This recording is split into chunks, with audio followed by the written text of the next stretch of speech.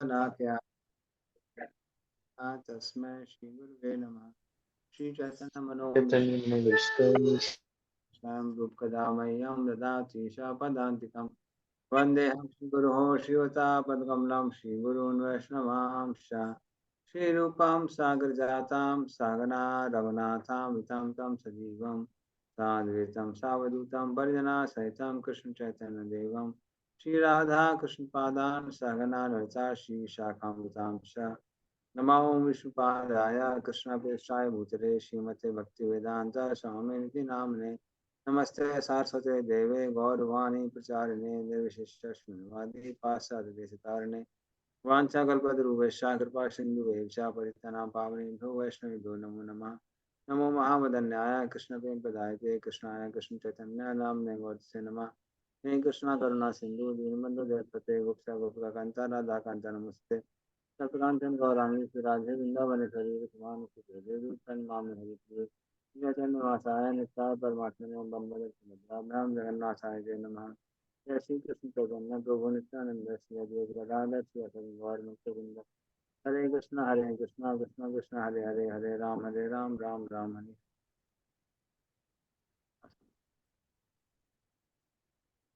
संसारी नाम करो नया पुराण को यहाँ तम रस नाम गुरु।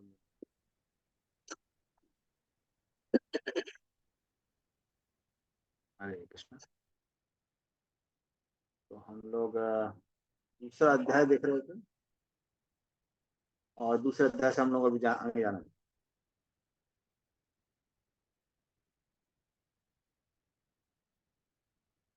एक मिनट रुकिए मैं इसको निकालता हूँ डॉक्यूमेंट्स।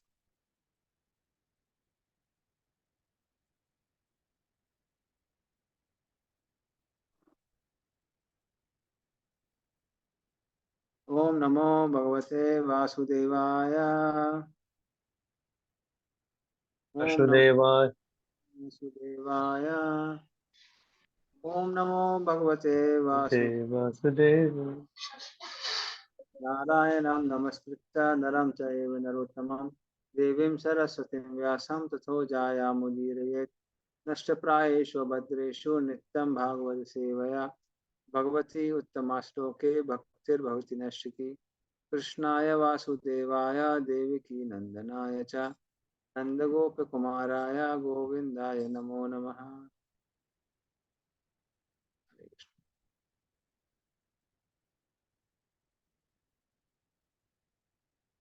एक मिनट।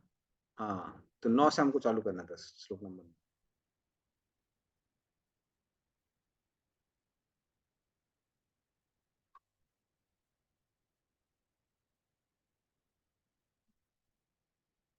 तो पिछले श्लोक में हमने सीखा था कि कैसे श्लोक नंबर 8 में कि जो धर्म है अगर वो वासुदेव कथा रुचि भगवान वासुदेव की कथा में रुचि को उत्पन्न कर रहा है तब तो वो धर्म करने लायक है। अगर ऐसा नहीं है तो वो क्या है, टाइम वेस्ट है। तो अब इस श्लोक में हम लोग पढ़ रहे हैं या सीखेंगे कि कैसे जो धर्म है, धर्म किसके लिए नहीं बना है, धर्म अर्थ काम मोक्ष के लिए नहीं बना हुआ है जो कि साधारण लोग समझते हैं। धर्मस्य हि अपवर्गस्य नार्थो अर्थायोपकल्पते नार्थस्य धर्मे कांतस्य कामो लाभाय ही स्मृतः। इसका अर्थ और तात्पर्य पढ़े दोनों।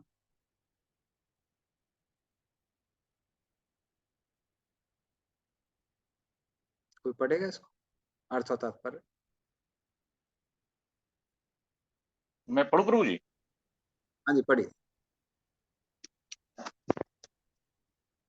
समस्त वृत्तिपरक कार्य निश्चय ही परम मोक्ष के निमित्त होते हैं। उन्हें कभी भौतिक लाभ के लिए संपन्न नहीं करना चाहिए। इसके अलावा ऋषियों के अनुसार जो मनुष्य परम वृत्ति धर्म में लगे हैं उन्हें इंद्रिय तृप्ति के विकास हेतु भौतिक लाभ का उपयोग कदापि नहीं करना चाहिए। तात्पर्य श्री प्रभुपाद द्वारा श्री प्रभुपाद की जय।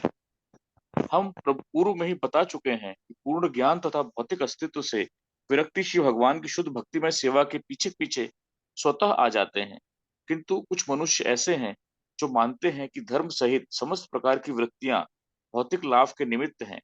संसार के किसी भी भाग में किसी भी साधारण व्यक्ति की सामान्य प्रवृत्ति यही होती है कि धार्मिक या अन्य वृत्ति के बदले कोई ना कोई भौतिक लाभ प्राप्त हो। यहाँ तक कि वैदिक साहित्य में भी समस्त धार्मिक कृत्यों के लिए भौतिक लाभ का प्रलोभन दिया गया है और अधिकांश मनुष्य ऐसे प्रलोभनों अथवा धार्मिकता के आशीर्वादों के प्रति आकृष्ट होते हैं। ऐसे तथाकथित धार्मिक मनुष्य भौतिक लाभों के प्रति क्यों आकृष्ट होते हैं? क्योंकि भौतिक लाभ से इच्छाओं की पूर्ति हो सकती है और इच्छाओं की पूर्ति से इंद्रिय तुष्टि होती है। वृत्तियों के इस चक्र में तथाकथित धार्मिकता भी आती है, जिसके बाद भौतिक लाभ और भौतिक लाभ के पश्चात इच्छा पूर्ति होती है। इंद्रिय तृप्ति पूर्ण रूप से व्यस्त सभी प्रकार के व्यक्तियों का सामान्य मार्ग है, किंतु श्रीमद् भागवतम के निर्णय अनुसार इस श्लोक में श्रील सूत गोस्वामी के कथन द्वारा इसका निषेध किया गया है। मनुष्य को चाहिए कि वह केवल भौतिक लाभ के लिए ही कोई वृत्ति न अपनाए, न ही भौतिक लाभ का उपयोग इंद्रिय तृप्ति के लिए किया जाए। भौतिक लाभ का सदुपयोग किस प्रकार किया जा सकता है, इसका वर्णन आगे हुआ है। हरे कृष्ण। तो धर्म किसके लिए नहीं करना चाहिए? धर्म किसी भी भौतिक लाभ के लिए नहीं करना चाहिए। तो साधारण लोग धर्म क्यों करते हैं? ताकि धर्म से कुछ और मिलेगा, धर्म से अर्थ आएगा। लेकिन श्रीमद् भागवतम समझाती कैसे?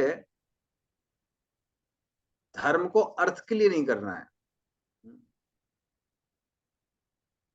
तो धर्म को अगर अर्थ के लिए नहीं करना है तो किसके लिए करना है? धर्म को आध्यात्मिक प्रगति के लिए करना चाहिए। तो क्या बताया था? धर्मस ही अपवर्गस्य, अपवर्ग। तो पवर्ग अपवर्ग, आपने पवर्ग सुना होगा, जो प्रभुपाद कई बार एक्सप्लेन करते हैं।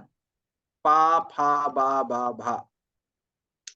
पा मतलब परिश्रम, व्यक्ति बहुत परिश्रम करता है, इतना परिश्रम करता है कि मुंह से फेन निकलने लगता है।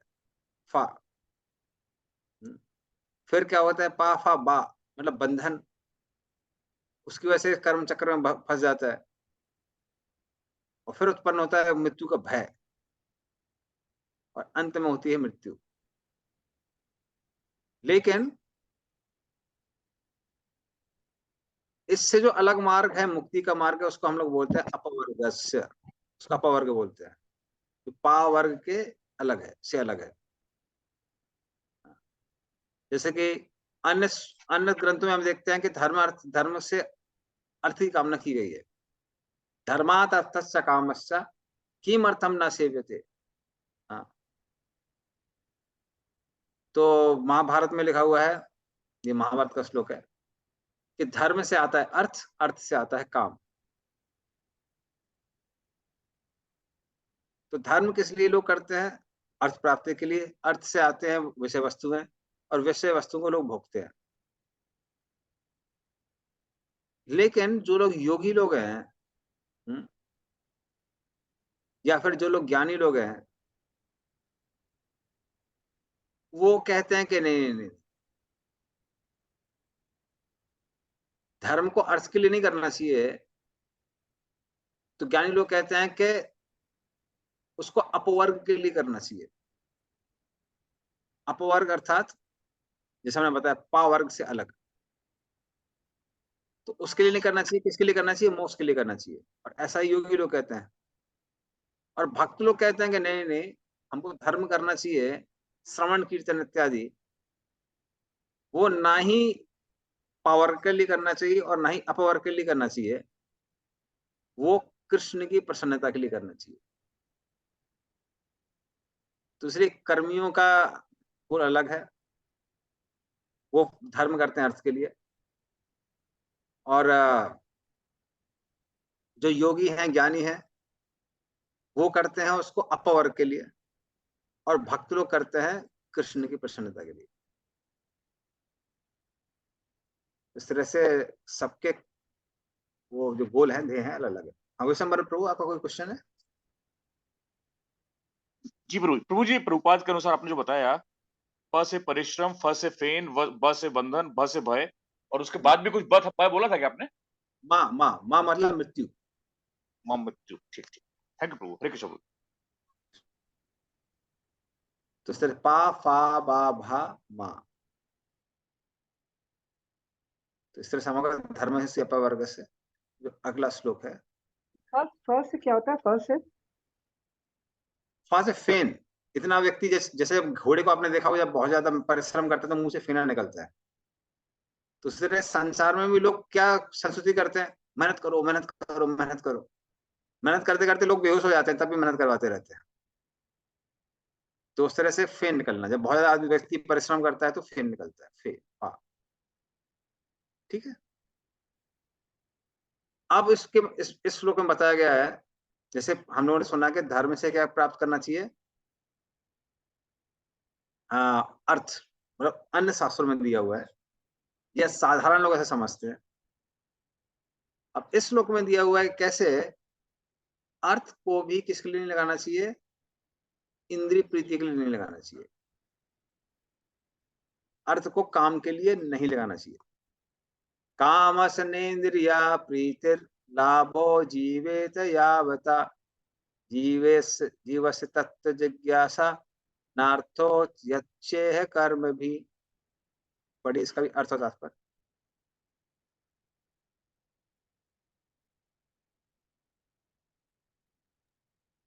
हरे कृष्णा। हाँ जी, बढ़िया।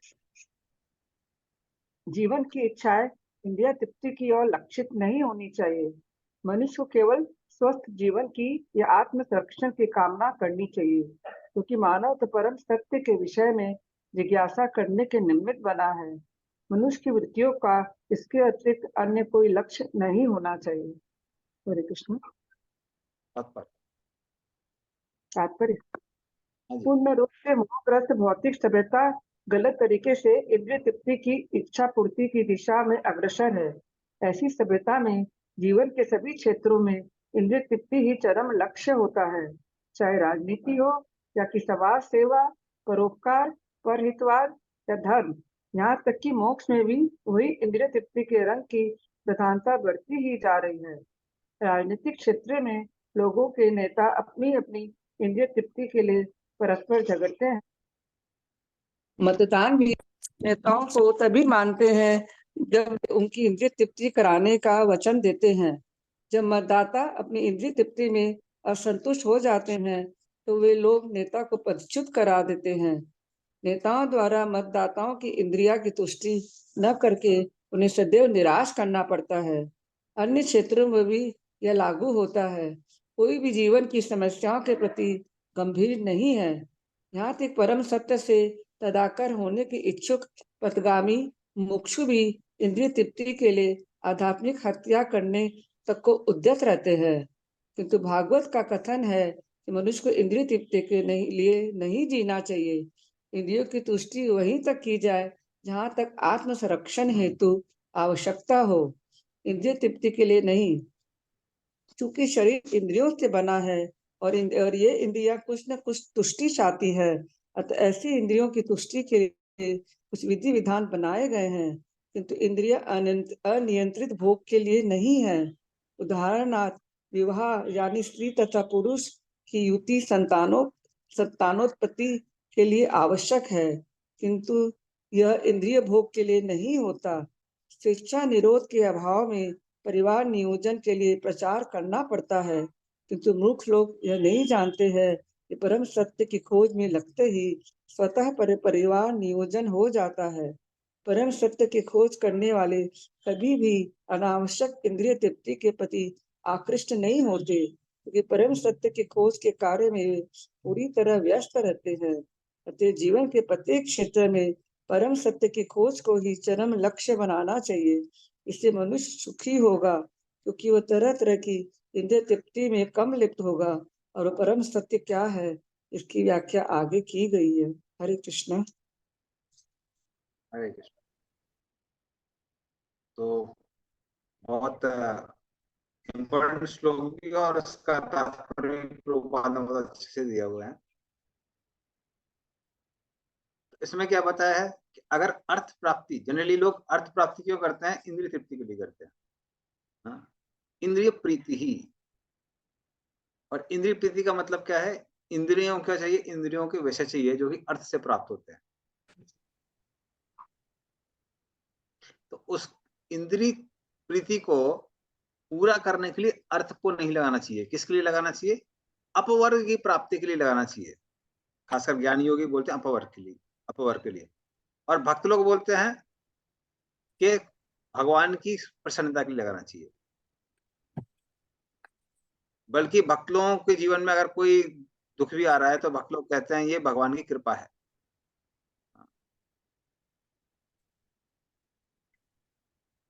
तो इस श्लोक के अनुसार किसके लिए लगाना चाहिए? धन को। धन को लगाना चाहिए शरीर और आत्मा को एक साथ रखने के लिए, अर्थात जो भी आवश्यक है किसके लिए? शरीर को मेंटेन करने के लिए, जिससे हम लोगों की क्या चलती रहे? तत्व जिज्ञासा चलती रहे। क्योंकि अगर मान लीजिए शरीर ठीक से काम नहीं कर रहा है, मन ठीक से काम नहीं कर रहा है, तो हम लोग तत्व जिज्ञासा भी नहीं कर पाएंगे। तो तत्व जिज्ञासा चलती रहे, उसके लिए शरीर मेंटेन करना है, फैमिली मेंटेन करना है, उसके लिए ही धन कमाना चाहिए। लेकिन इंद्रिय तृप्ति के लिए धन नहीं कमाना चाहिए, वो यहाँ पे क्लियर किया गया है। जैसे उदाहरण के लिए हम देख सकते हैं कि अभी जो भी इंडस्ट्री बनी हुई है या फिर जो भी शिक्षा हम लोग ग्रहण करते हैं, सब कुछ केंद्रित है किसकी ओर? सब कुछ केंद्रित है इंद्रिय तृप्ति की ओर। तो लोग अगर पीएचडी वगैरह करते हैं तो पीएचडी किन चीजों पे करते हैं? इंद्रिय तृप्ति को बढ़ाने के लिए। जैसे हमारे एक भक्त थे, उनको पीएचडी मिली हुई थी to increase the life of a soap bubble. तो साबुन का जो बुलबुला होता है उसकी लाइफ स्पैन को बढ़ाने का पर पीएचडी बनी हुई थी। क्योंकि लोग जब साबुन लगाएंगे तो उससे जो बबल्स निकलते हैं वो जितना ज्यादा देर तक रहेंगे उतना ज्यादा क्या करेंगे? इसको टच करके उसको आराम देंगे। तो उसकी ऊपर पूरी पीएचडी बनी हुई थी। फिर आप जानते हो चक्रधारी प्रो, वो हमारे पहले वो थे किचन इंचार्ज। तो उनको एक प्रोजेक्ट वर्क मिला हुआ था कि इलेक्ट्रिक मशीन बनानी है ये देखने के लिए कि मछली फ्रेश है कि नहीं है। खैर उन्होंने किया नहीं वो प्रोजेक्ट उनको मिला हुआ था। तो ये तो कुत्ता भी सूंघ के बता सकता है कि मछली फ्रेश है कि नहीं है। तो आदमी इतनी मेहनत कर रहा है, इतना पढ़ाई कर रहा है किसके लिए? सिर्फ पता करने के लिए मछली फ्रेश है कि नहीं। तो इस तरह से जितनी भी आप देखेंगे शिक्षा आजकल है, शिक्षा प्रणाली है, वो किसके लिए बनी हुई है? किसी तरह से इंद्रिय तृप्ति को बढ़ाना है, इसके लिए बनी हुई है। लेकिन आप देखिए वैदिक जो पाठ्यक्रम था वो जस्ट उल्टा था। तो ऐसा नहीं कि जो मॉडर्न साइंस में दिया है वो वेदों में नहीं दिया हुआ है। तो जो वैशेषिक का ज्ञान है कनाड ऋषि का लिखा हुआ, वो एग्जैक्टली हमारी जो मॉडर्न फिजिक्स है, केमिस्ट्री है, इन सबसे मिलता है। उसको बोलते हैं थ्योरी ऑफ एटम्स। लेकिन इसको ऊंची शिक्षा नहीं कही जाती थी। ऊंची शिक्षा किसकी शिक्षा थी? वेदांत की शिक्षा। वेदों का अंत, वेदों का अंत क्या है? ब्रह्म ज्ञान। तो ब्रह्म ज्ञान था फोकस। उसके अलावा आयुर्वेद की आपको जो शिक्षा चाहिए, या फिर फिजिक्स केमिस्ट्री मैथ चाहिए, या फिर विमान शास्त्र से विमान को कैसे चलाना चाहिए, ज्योतिष शास्त्र, ये सब थे जीवन को सपोर्ट करने के लिए। पर केंद्र क्या था? ब्रह्म का ज्ञान। लेकिन आजकल की शिक्षा प्रणाली में ब्रह्म के ज्ञान को पूर्ण रूप से हटा दिया गया। तो आजकल की पूरी शिक्षा किसके लिए है? अर्थ प्राप्ति के लिए। आपको ऐसी शिक्षा प्राप्त करनी है ताकि आप क्या कमा सकें? पैसा कमा सकें। और पैसा किसके लिए कमाना है? इंद्रिय तृप्ति के लिए। तो साधारणता भी लोग इंद्रिय तृप्ति कर सकते हैं, लेकिन इंद्रिय तृप्ति के जो एडवर्टाइजमेंट्स उनको देख देख के लोग ज्यादा पैसा खर्च करके आते हैं। घर में बैठे बैठे लोग चाय वैसे भी पीते रहते हैं, लेकिन वहां चाय नहीं पियेंगे। कहाँ चाय पियेंगे? आपका उधर पे न्यू टाउन के पास में वो कौन सा ऊपर जो बना हुआ है होटल, हवा में उड़ के वहां पे जाके चाय पी के आएंगे, ताकि 200 रुपए की एक चाय पी के आए। तो इस तरह से पूरा समाज इस तरह से बना हुआ है, गठित किया गया है, ताकि लोग किसी तरह से इंद्रिय तृप्ति कर करके पैसा गवाते रहे। लेकिन आप देखेंगे वैदिक जो कल्चर है जस्ट उल्टा है। वैदिक कल्चर में लोग धन कितना भी कमाए, लेकिन केंद्र क्या था? कि शरीर को मेंटेन करना है। तो आप कुछ चीजें देख सकते हैं आज से आप लोगों की जनरेशन में या ओल्ड जनरेशन में आपने देखा होगा। तो ओल्ड जनरेशन में क्या था? कि लोग बहुत ज्यादा सजने संवरने के लिए पैसा नहीं खर्च करते थे, सिंपल कपड़े ही पहनते थे। और कपड़े अगर फट भी जाएंगे तो किसी तरह से कतरन को इकट्ठा करके फुटमेट बना देंगे, ये कर देंगे वो कर देंगे, उसको वेस्ट नहीं करेंगे। आजकल का आप जमाना देखें कैसा जमाना है, वो यूज एंड थ्रो वाला जमाना है। कपड़े नए खरीदे, थोड़ा पुराने हो गए, फेंक दिया उसको, ना इस तरह से वेस्ट कर दिया। तो इसलिए जो मॉडर्न आपका पूरा सिनेरियो है, पूरी एजुकेशन है, एडवर्टाइजमेंट है, वो सब किस पे केंद्रित है? वो इंद्रिय तृप्ति पे ही केंद्रित है। तो आप में से बहुत लोग मारवाड़ी हैं, मेरे घर में भी ज्यादातर लोग बिजनेसमैन है, तो मैं खुद देखा हुआ है। हमारे फूफा जी हैं, बहुत बड़ा बंगला है, बहुत सारी कार है, बहुत पैसा है, लेकिन सब जगह पैजामा और बनियान बन के घूमते रहते हैं। लेकिन उनका डेली का नियम है, इस्कॉन मंदिर में जाते हैं, 3-4 घंटे ड्यूटी वर्शिप ड्यूटी की सेवा करके आते हैं, क्योंकि जीवन का लक्ष्य क्या है? सिर्फ दिखावा करना नहीं है, शरीर को स्वस्थ रखना है इस तरह से ताकि आप भगवान की सेवा कर सकें। क्या हो रहा है जनरेशन के साथ में, वो खत्म हो रहा है। तो इसी और प्रभुपाद जी वो कर रहा है, इंगित कर रहा है। चलिए, तो फिर प्रश्न आता है वो अपवर्ग है क्या, जिसकी बात की जा रही है अलग अलग श्लोकों में। तो ये अपवर्ग क्या है, ये अगले श्लोक में बताया गया है।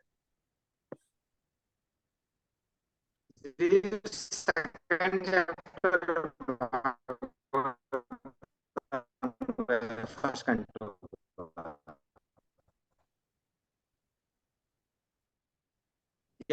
देखेंगे, पूरा का पूरा तत्व से भरा हुआ है, बहुत अच्छे श्लोक।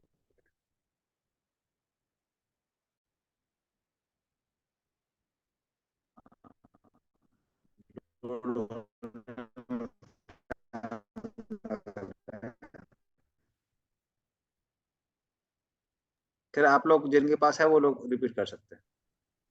वदन्ति तत्तत्विदस् तत्त्वं यज्ञानम अद्वयम् ब्रह्मेति परमात्मेति भगवान इति शब्दते। कौन सा उपवर्ग है जिसकी कामना करनी चाहिए, इस श्लोक में बताया।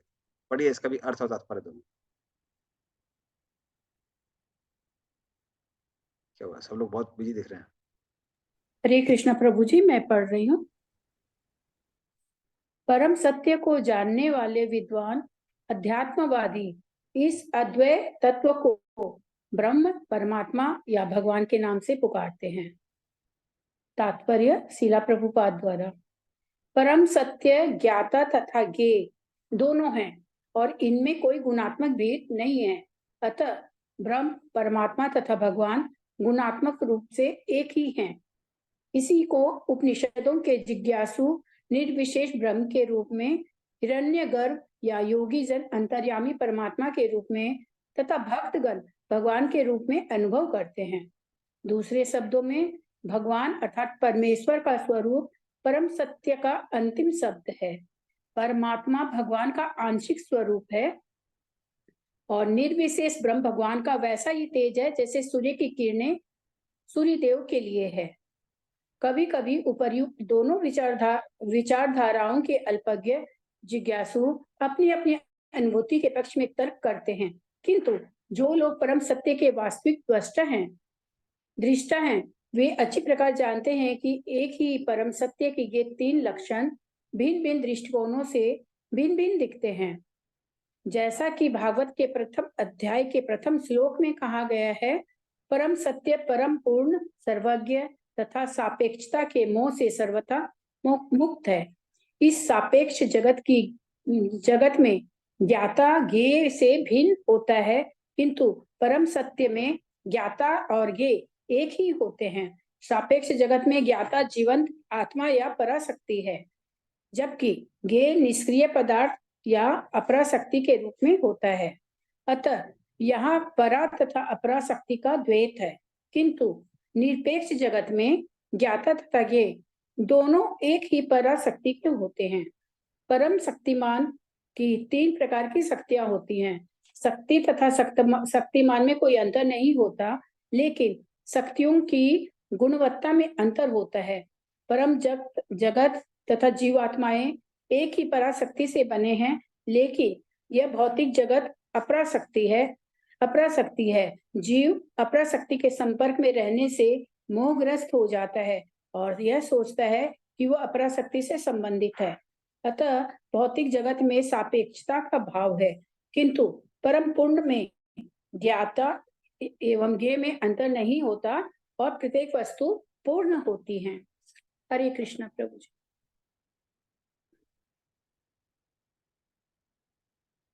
हरे कृष्णा। तो मेरी आवाज आ रही है? प्रभु जी आपकी आवाज थोड़ी स्लो है और ओके। कभी कभी बीच में डिस्टर्ब भी हो रहा है। नहीं, वो उसकी वजह से इंटरनेट भी मेरा गड़बड़ चल रहा है यहाँ पर, तो आज बैंडविड्थ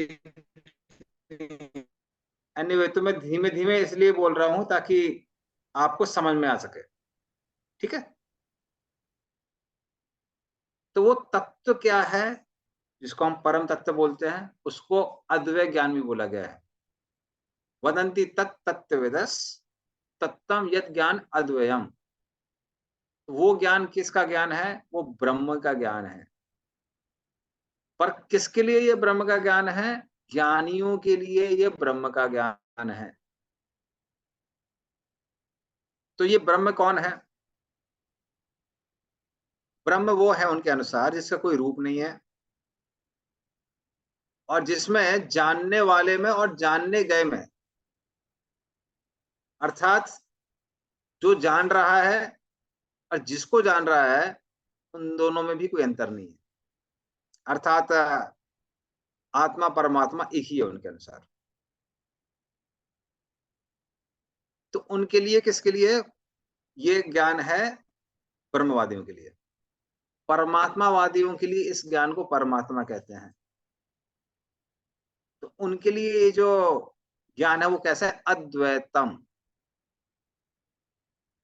अद्वैतम अर्थात परमात्मा है, जीव है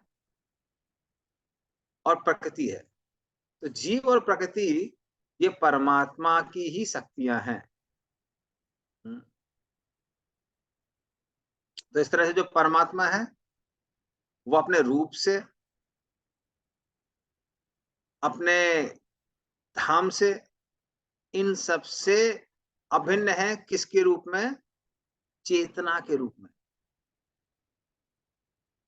लेकिन फिर भी परमात्मा अपनी शक्तियों से अलग है। तो ये किसका ज्ञान है? ये परमात्मावादियों का ज्ञान है।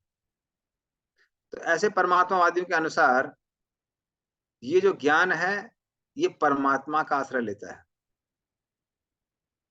और भी उदाहरण आते हैं। परमात्मा की तुलना की जाती है सूर्य के साथ। तो जैसे सूर्य की क्या होती है? आभा होती है, रोशनी होती है।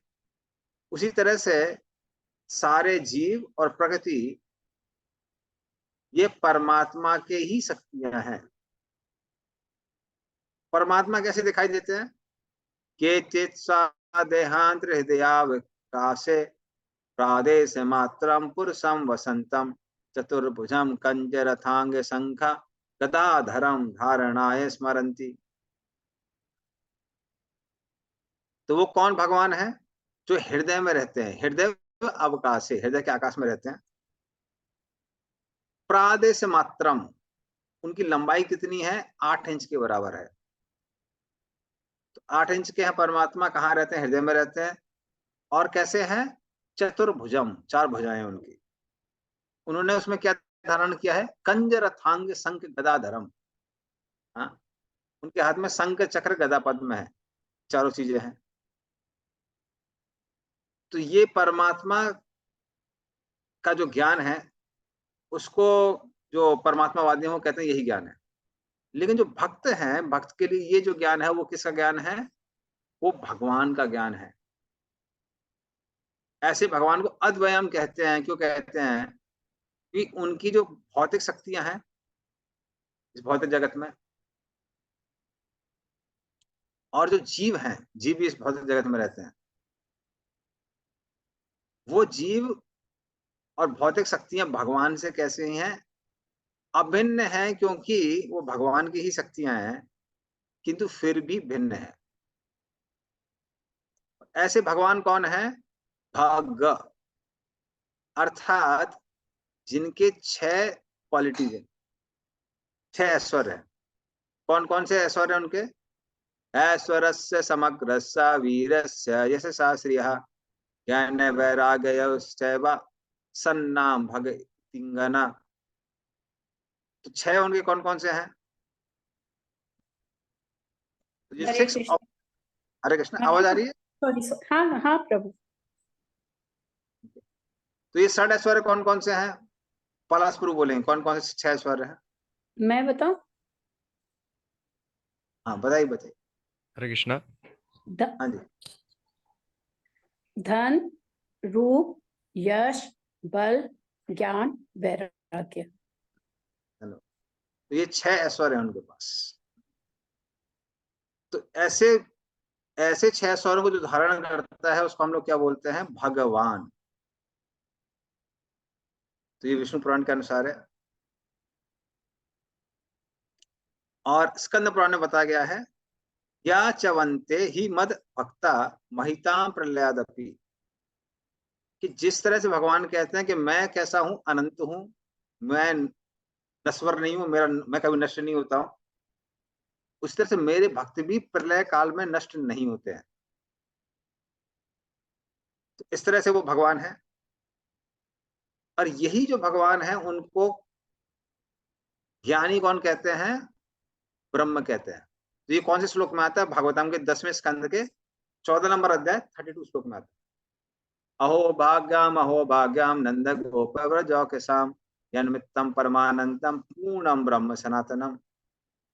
तो जो पूर्ण ब्रह्म है, जो सनातन है, वो कौन है? वो वही कृष्ण है, नंद गोप हैं, जो नंद महाराज के नंद भवन में क्या कर रहे हैं? यहां वहां घूम रहे हैं। ज्ञान मित्रम परमानंदम पूर्णम ब्रह्म सनातनम। तो भगवान है वो नंद महाराज, जिनके आंगन में परम ब्रह्म घूमते रहते हैं। ये श्लोक बताता है। इससे सिद्ध क्या होता है कि जिनको हम लोग कृष्ण कहते हैं वही कौन है? ब्रह्म है। तो ये श्लोक उसको प्रूफ करता है। और एक और श्लोक है जो बताता है कि कृष्ण ही परमात्मा है। कृष्णाय वासुदेवाय हरिये परमात्मने प्रणत क्लेश नाशाय गोविंदाय नमो नमः।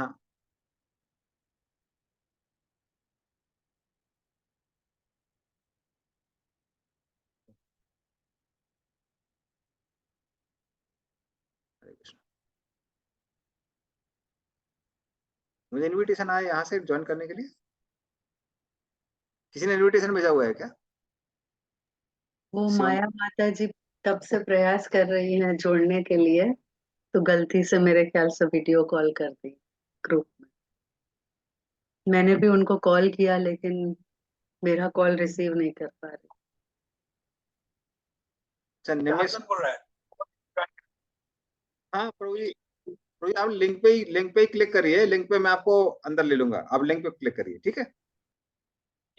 इसलिए हम करें, लिंक नहीं आया। लिंक नहीं आया? एक मिनट, शिवम प्रभु आपको लिंक भेजते हैं, ठीक है? ओके। फिर हम देखते हैं। हाँ हरे कृष्ण।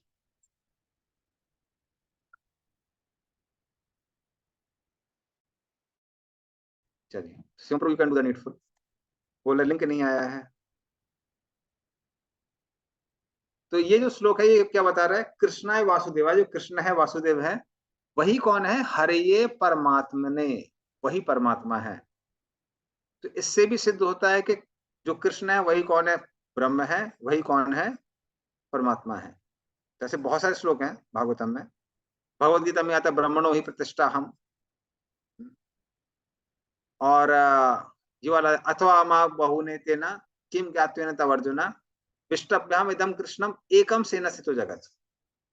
तो एकम सेना मेरे अंश के द्वारा मैं इस जगत में स्थित हूँ, वो किसको रेफर कर रहा है? वो परमात्मा को रेफर कर रहा है। तो इस तरह से भगवद गीता में भी श्लोक है, भागवत में भी श्लोक है जो बताते हैं कि कृष्ण ही कौन है? ब्रह्म है। कृष्ण ही कौन है? परमात्मा है। तो इस तरह से भक्तों को ये पूरी नॉलेज आती है।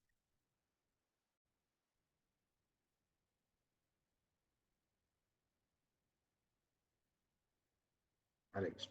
यस प्लस टू, आपको कोई क्वेश्चन है? यस प्रभु। प्रभु जी इन ये 11 श्लोक में, 11 नंबर श्लोक में यहाँ पर अद्वयम का जो इंग्लिश ट्रांसलेशन है वो नॉन डुअल है। जैसे कि आपने कहा कि the same time it is equal and non equal, that is the meaning of non dual, right? Means non dual generally means वही है, कोई डिफरेंस नहीं, वो नहीं है। अच्छा। बट हाँ, तो अद्वयम ये दिया है। उसके बाद में ये जो मैं बता दूं, विश्वनाथ चक्रवर्ती ठाकुर के परपोर्ट्स पढ़ा था। तो विश्वनाथ चक्रवर्ती ठाकुर कहते हैं कि हाँ, वो नॉन डुअल है दोनों के लिए। ब्रह्मवादियों के लिए भी नॉन डुअल है, लेकिन ब्रह्मवादियों के लिए डुअल नहीं है। परमात्मावादियों के लिए भी नॉन डुअल है, बट परमात्मावादियों के लिए नॉन डुअल भी है और डुअल भी है, और भक्तों के लिए भी नॉन डुअल और डुअल दोनों है। इसमें जो दिया हुआ है वो एक ही एस्पेक्ट दिया हुआ है। कौन सा एस्पेक्ट दिया हुआ है? Non dual. लेकिन परमात्मावादियों के लिए वो नॉन डुअल एस्पेक्ट है, पर डुअल एस्पेक्ट भी है। भक्त लोगों के लिए भी नॉन डुअल एस्पेक्ट है, पर डुअल एस्पेक्ट भी है, दोनों। So I hope I am clear. Okay, मतलब for Brahmin means for the ज्ञानीज दोज हु लाइक जो ब्राह्मण को मानते हैं उनके लिए सिर्फ नॉन डुअल है। सिर्फ नॉन डुअल। ओके ओके, बाकी परमात्मा and for devotees they are non dual and dual both. Dual बोल। ओके। इसलिए मैंने ये श्लोक कोट किए बताने के लिए कि ऐसा नहीं है कि जो लोग इनको भगवान मानते हैं वो उनको ब्रह्म और परमात्मा नहीं मानते हैं। हम दोनों मानते हैं। हम्म। तो दोनों श्लोक बताया ना, यन मित्रम परमानंदम पूर्णम ब्रह्म समाधान। तो इस तरह से उस श्लोक में हम लोग क्या एक्सेप्ट करते हैं कि हाँ, वही कौन है? ब्रह्म है, या ब्रह्मणो ही प्रतिष्ठा। और हम ये भी एक्सेप्ट करते हैं कि वही कृष्ण कौन है? परमात्मा भी है। तो हम तीनों एस्पेक्ट्स को इंक्लूड करते हैं understanding. Okay, thank you Prabhu, thank you. Hare Krishna. चलिए, तो अभी नेक्स्ट वाला हम लोग करते हैं कवर।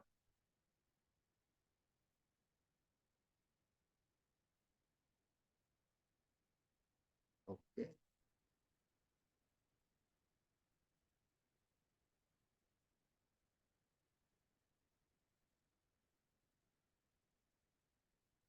तब श्लोक नंबर 12।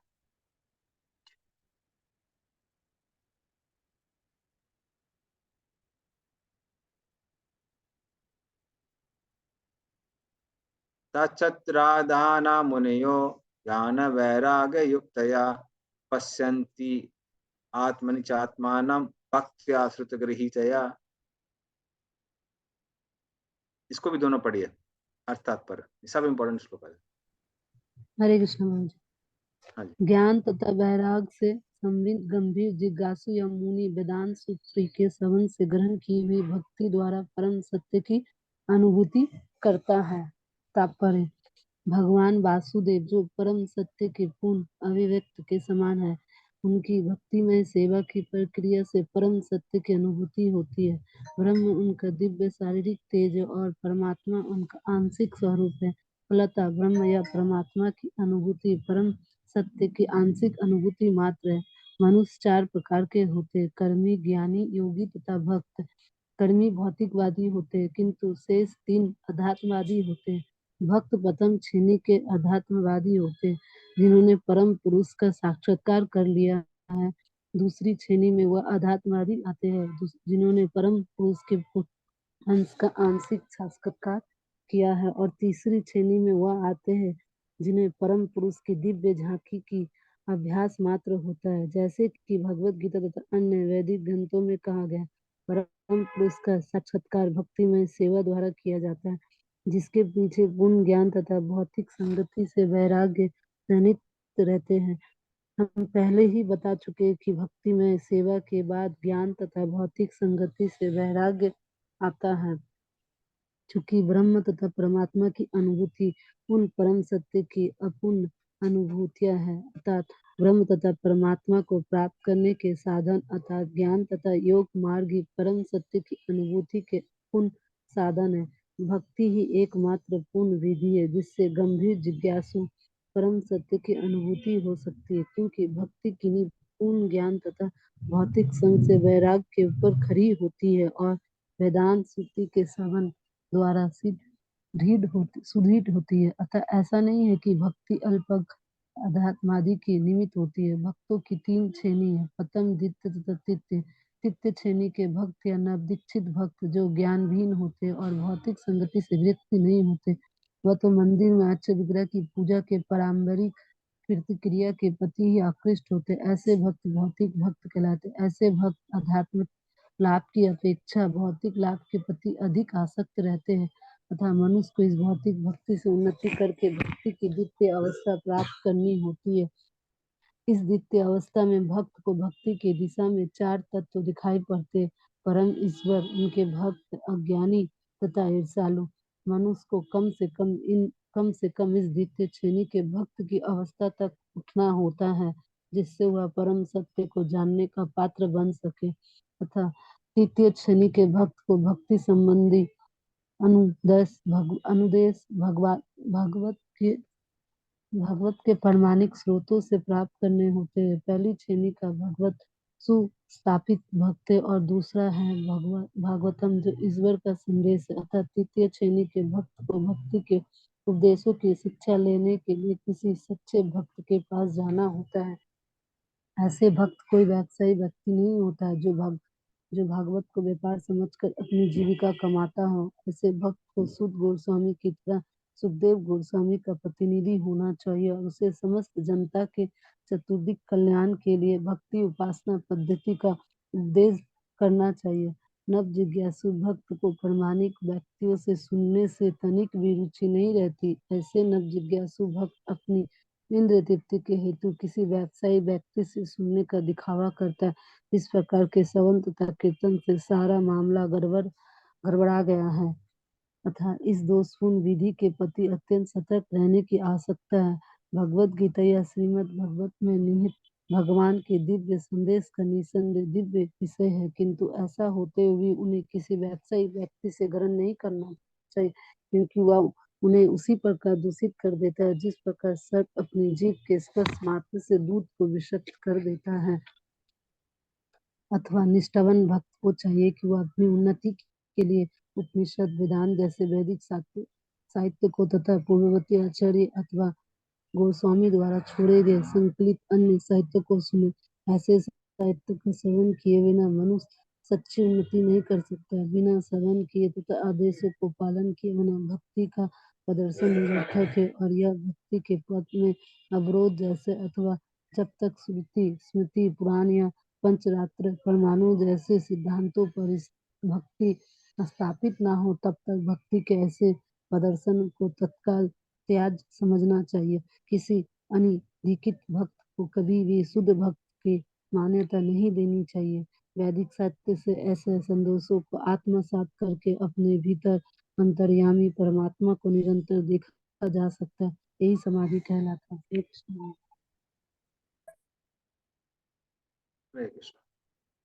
तो श्लोक में हम लोग देखते हैं कि कैसे पिछले श्लोक में बताया हुआ था कि ब्रह्म कौन है, परमात्मा कौन है, भगवान कौन है। अब प्रश्न आता है कि इन ब्रह्म परमात्मा भगवान को कैसे हम प्राप्त कर सकते हैं। तो क्या लिखा हुआ है, तत्सदान मुनियो। जो भी मुनि या फिर कोई विद्यार्थी उसके अंदर क्या आ गया है, वो जिज्ञासा आ गई है कि वह सतत जिज्ञासा। क्या जिज्ञासा आ गई है कि उस तत्व को हमको जानना है। उसको क्या करना चाहिए, ऐसे व्यक्ति को ऐसे गुरु के पास जाना चाहिए जो इस ज्ञान को जानता है। उसके बाद में उस गुरु से क्या करना चाहिए, श्रवण करना चाहिए। भक्त्या श्रुत गृहीतया, उसको सुनना चाहिए। उसको सुनने से क्या होता है, ऑटोमेटिकली दोनों चीजें आ जाती है, ज्ञान आ जाता है और वैराग्य आ जाता है। और पश्यन्ति आत्मनि चा आत्मानम, वो भगवान जो कि हृदय विद्यमान है उसको व्यक्ति क्या कर सकता है, पश्यन्ति अर्थात उनका साक्षात्कार कर सकता है। तो ज्ञानी किसका साक्षात्कार कर सकते हैं, ब्रह्म का, परमात्मावादी परमात्मा का, और भक्त लोग भगवान का साक्षात्कार कर सकते हैं। क्यों कर सकते हैं कि हम उस व्यक्ति से सुन रहे हैं जिसने उसका साक्षात्कार पहले से किया हुआ है। ओके, फिर वो कहते हैं, चक्रवर्ती पाद ने थोड़ा स्पेशल कमेंट्री भी दी हुई है। इसमें लिखते हैं भक्ति श्रुति गृहीतिया का एक और मतलब है कि वो भले ही व्यक्ति ब्रह्म का या परमात्मा का साक्षात्कार कर रहा है, साथ में उसको भक्ति करनी पड़ेगी। अगर वो साथ में भक्ति नहीं करेगा तो उसको परमात्मा का साक्षात्कार नहीं होगा। लेकिन किसके साथ सुनना चाहिए? तत्श्रद्धानः, श्रद्धा के साथ सुनना चाहिए, ये वो समझा रहे हैं। और प्रभुपाद जी यहाँ पे समझाते हैं कि कनिष्ठ अधिकारी मत बने रहिए अगर आप साक्षात्कार करना चाहते हैं। तो प्रभुपाद 3 श्रेणियों के भक्त बताए हुए हैं जो हम लोग ऑलरेडी भक्ति शास्त्र में पढ़ चुके हैं। कनिष्ठ अधिकारी, मध्यम अधिकारी, उत्तम अधिकारी। तो प्रभुपाद जी बताते हैं जो कनिष्ठ अधिकारी है उसकी श्रद्धा सिर्फ भगवान की विग्रह में ही होती है। जब मंदिर में आता है, घंटा बजाता है, भगवान के दर्शन करता है, उसको वहीं भगवान दिखते हैं, लेकिन भक्तों के बीच में वो सुनने का प्रयास नहीं करता है, जो कि श्लोक में दिया हुआ है। तो जो भगवान के एडवांस भक्त हैं, जो एटलीस्ट कौन बनना चाहते हैं, मध्यम अधिकारी बनना चाहते हैं, उनको क्या करना चाहिए? भक्तों के बीच में आके श्रवण करना चाहिए, भक्तों कृष्ण के बारे में श्रवण करना चाहिए। और वो श्रवण करने से व्यक्ति मध्यम अधिकारी बनेगा। मध्यम अधिकारी क्या क्या लक्षण थे, हमने भक्ति शास्त्र में पढ़े थे, किसी को याद है?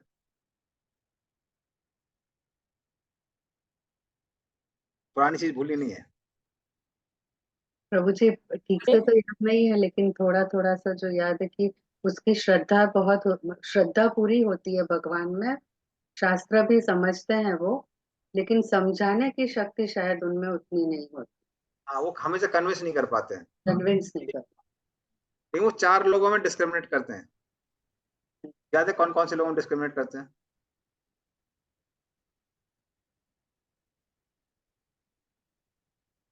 थोड़ा सा हिंट।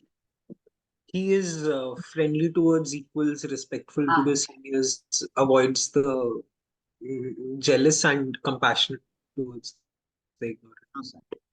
हाँ, ईश्वर तददिनेषु बालसेषु दुष्टसुचा प्रेम मैत्री कृपा उपेक्षा या करोति समदमा।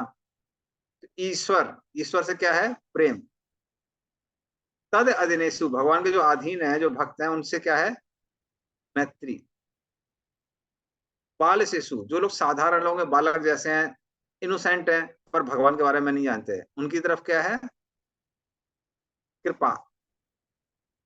और जो लोग द्वेषी हैं, भगवान से द्वेष करते हैं, उनकी क्या करना है? उपेक्षा। तो ये 4 तरह की चीजें जो करता है उसको क्या बोलते हैं? मध्यम अधिकारी। और मध्यम अधिकारी अगर भक्ति करता रहेगा, भक्तों के संग में सुनता रहेगा, तो उसको क्या क्या बन जाएगा? वो उत्तम अधिकारी। उत्तम अधिकारी कौन है? जो भगवान को हर जगह देखता है और हर चीज में भगवान को देखता है। सब कुछ भगवान के अंदर है और हर चीज के अंदर भगवान है। जो ये देख पा रहा है वो कौन है? उत्तम अधिकारी। तो प्रभुपाद कहते हैं इसलिए कनिष्ठ अधिकारी मत बने रहिए, मध्यम अधिकारी बनिए, भक्तों से श्रवण करिए और धीरे धीरे करके उत्तम अधिकारी। ठीक है, तो ये उनको तात्पर्य है। फिर हम लोग आगे चलते हैं। देखिए इसके जो जो श्लोक है ना, ये सब याद करने लायक है, जितने भी श्लोक है।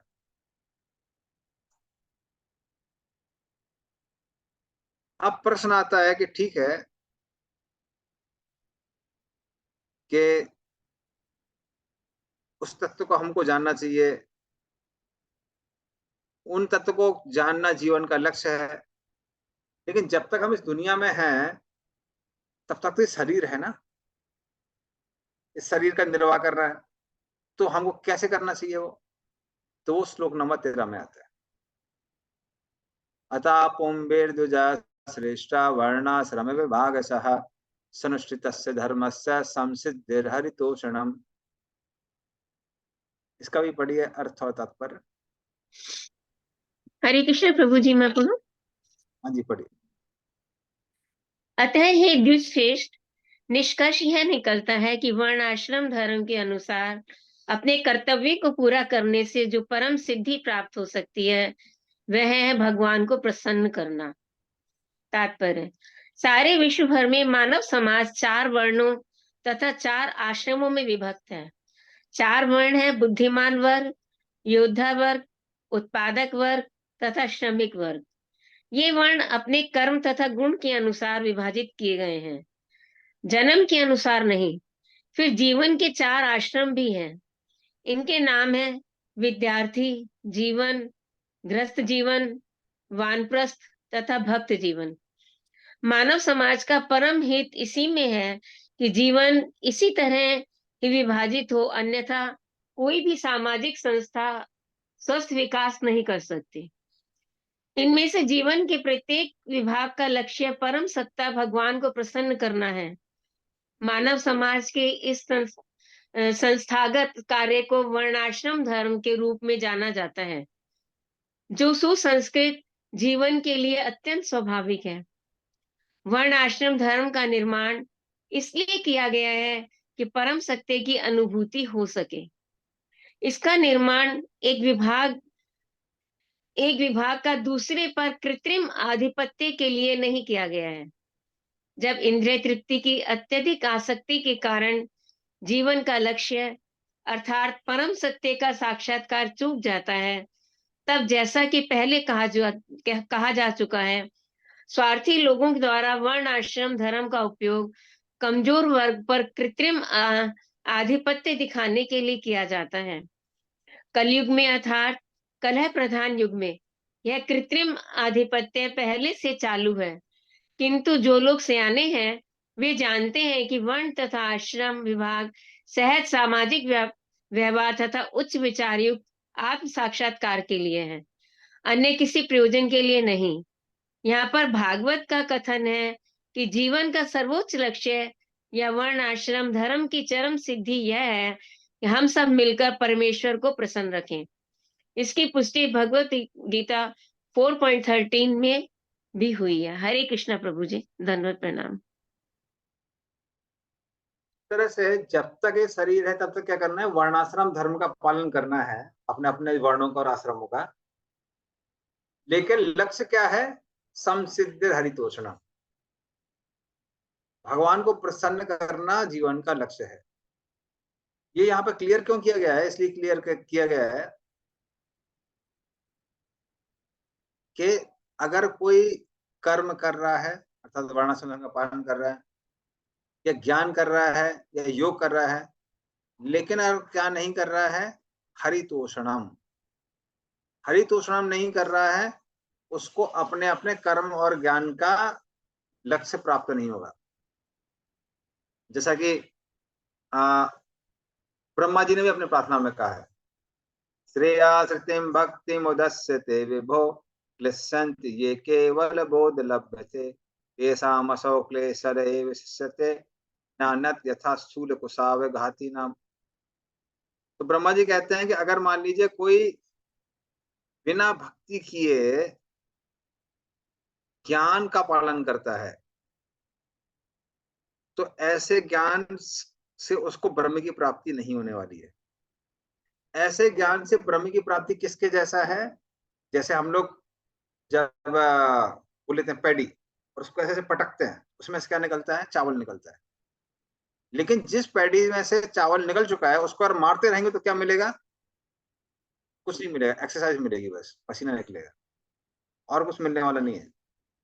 तो उसी तरह से अगर कोई व्यक्ति सिर्फ ज्ञान ज्ञान ज्ञान कर रहा है, साथ में भक्ति नहीं करता है, तो उसको कुछ नहीं मिलने वाला। इसलिए आप देखेंगे भारत में खासकर अगर आप बद्रीनाथ, केदारनाथ, हरिद्वार साइड में जाएंगे, वहां बहुत सारे भक्त भी हैं, लेकिन बहुत सारे लोग आप देखेंगे जो ब्रह्म को प्राप्त करना चाहते हैं, साथ में भक्ति करते रहते हैं।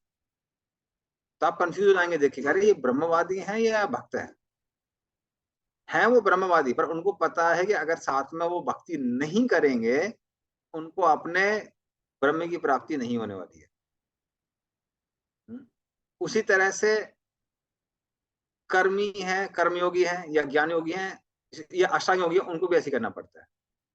ना युज्यमान या भक्त्या भगवती अखिलात्मनि सद्रस्ति सेवा पंथा योगी नाम ब्रह्म सिद्ध है। तो ये जो श्लोक है ये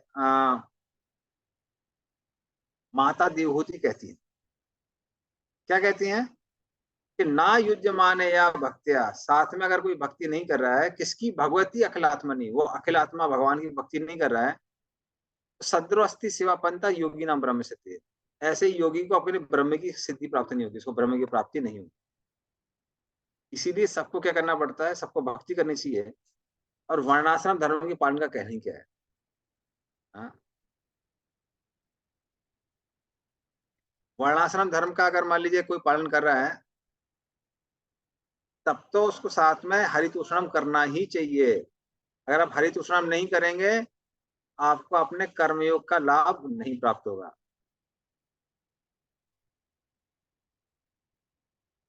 ओके। अब प्रश्न आता है कि जो लोग भक्ति कर रहे हैं, क्या उनको कर्म ज्ञान करना पड़ता है? जैसे ज्ञानी योगियों को भी क्या करना पड़ता है? भक्ति करनी पड़ती है। इसी तरह से अगर कोई भक्ति कर रहा है, तो क्या उसको कर्म और ज्ञान का पालन करना पड़ता है? तो 14 नंबर श्लोक बोलता है नहीं, नहीं करना पड़ता। तो वो 14 नंबर श्लोक में क्लियर किया गया है। तस्मादेकेन मनसा भगवान सात्वतां पतिः श्रोतव्या कीर्तितव्यश्च हेया पूज्यश्च नित्यदा। अनिता माता जी, आप पढ़ना चाहते हैं? हरे कृष्णा, आपका हैंड रेज है। ओके, कोई पढ़ सकता है इसको, अर्थ और तात्पर्य को? हरे कृष्ण प्रभु जी। हाँ जी। अथवा मनुष्य को एकाग्रचित से उन पूर्ण पुरुषोत्तम भगवान के विषय में निरंतर श्रवण कीर्तन स्मरण तथा पूजन करना चाहिए, जो भक्तों के रक्षक है। तात्पर्य: यदि परम सत्य का साक्षात्कार ही जीवन का चरम लक्ष्य है, तो इसे हर संभव साधन से अवश्य करना चाहिए। उपयुक्त वर्णों तथा आश्रम से हर एक में गुणगान श्रवण स्मरण तथा पूजन, यह 4 विधियां सामान्य रीतियां हैं। उन जीवन सिद्धांतों के बिना कोई रह नहीं सकता। जीवों के कार्यकलाप के जीवन के इन्हीं 4 विभिन्न सिद्धांतों में व्यस्त रहने में निहित है। विशेष रूप से आधुनिक समाज में तो मुख्यतः सारे कार्यक्रम श्रवण तथा कीर्तन पर ही मुख्यतः आधारित है। कोई भी व्यक्ति, चाहे उसकी सामाजिक हैसियत कैसी भी क्यों ना हो, वह कुछ ही काल में विख्यात हो जाता है। यदि दैनिक समाचार पत्र उनका गुणगान करता हो, चाहे यह गुणगान झूठा हो या सच। कभी कभी किसी दल विशेष के राजनीतिक नेताओं का विज्ञापन समाचार पत्रों में प्रसारित होता है, और ऐसे गुणगान की विधि से एक नगण्य व्यक्ति भी अल्प समय में महत्वपूर्ण बन जाता है। किंतु अयोग्य व्यक्ति के ऐसे झूठे प्रचार से ना तो उस व्यक्ति का लाभ होता है, ना समाज का। भले ही ऐसे प्रचार की क्षणिक प्रतिक्रिया हो लो, किंतु इसका प्रभाव स्थायी नहीं होता था। ऐसे कार्य समय का अपव्यय है। गुणगान तो उन पूर्ण पुरुषोत्तम भगवान का करना चाहिए, जिन्होंने हमारे सामने प्रकट होने वाली प्रत्येक वस्तु की सृष्टि की। हम इसकी विस्तृत व्याख्या भागवतम के जन्मदस्य वाले प्रथम श्लोक के आरंभ में ही कर चुके हैं। अन्य को गुणगान करने या अन्य के विषय में सुनने की प्रवृत्ति को गुणगान के वास्तविक लक्ष्य परमेश्वर की ओर मोड़ना चाहिए। इससे सुख उपजेगा। हरे कृष्ण। तो ऐसे पिछले श्लोक में भगवान ने बताया था कि कैसे, या फिर सुखदेव गोस्वामी ने बताया था कि कैसे जो कर्म योगी हैं, ज्ञान योगी हैं, उनको भक्ति करना पड़ता है। किंतु जो भक्त हैं, उनको क्या करना पड़ता है? कुछ नहीं करना पड़ता है। तस्माद एकेन मनसा, मतलब एकाग्रचित्त होके सिर्फ क्या करिए? श्रोतव्या, कृष्ण के बारे में सुनिए। कीर्तव्या, कृष्ण का कीर्तन करिए। ध्येया, कृष्ण का ध्यान करिए। पूज्या, और भगवान का पूजन करिए। कैसे करिए? नित्यदा, तो रेगुलरली करिए, डेली करिए। और जो शुद्ध भक्त है वो 24 घंटे करते रहते हैं। तो इस तरह से ये करना चाहिए। क्या है? ये जीवन का लक्ष्य है। अलग से कर्मयोग ज्ञान योग ये सबको पालन करने की आवश्यकता नहीं है। और प्रोपाल बता रहे हैं कि कीर्तन और ध्यान किससे करना चाहिए? कृष्ण का ही करना चाहिए। क्यों करना चाहिए? क्योंकि जिसके बारे में हम सुनते हैं वो मन में स्थापित हो जाता है।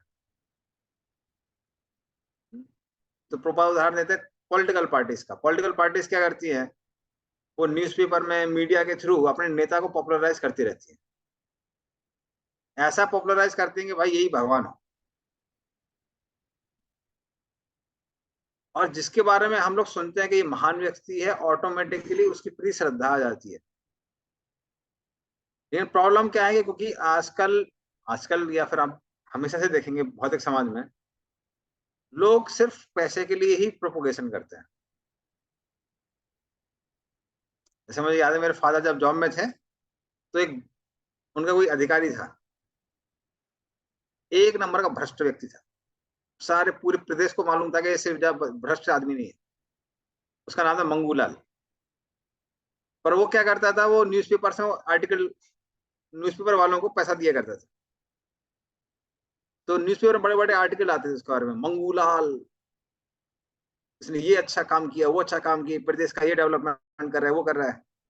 एक बार मंगूलाल दारू पी के बैठा हुआ था, तो एक रिपोर्टर आया, रिपोर्टर ने पैसा मांगा, पैसा देने की जगह उसको पत्थर मार दिया, और नेक्स्ट डे रिपोर्टर ने पूरी पोल पट्टी खोल दी उसकी। मंगूलाल एक नंबर का भ्रष्ट आदमी है, इसने ये गलत काम किया है, उसने वो गलत काम किया है, ये किया है, वो किया है। और जो लोग रेगुलर रीड करने वाले थे वो दोनों न्यूज़पेपर लेके पड़े हुए थे, कौन सा ये वाला मंगूलाल सही है कि वो वाला मंगूलाल सही है। तो उस तरह से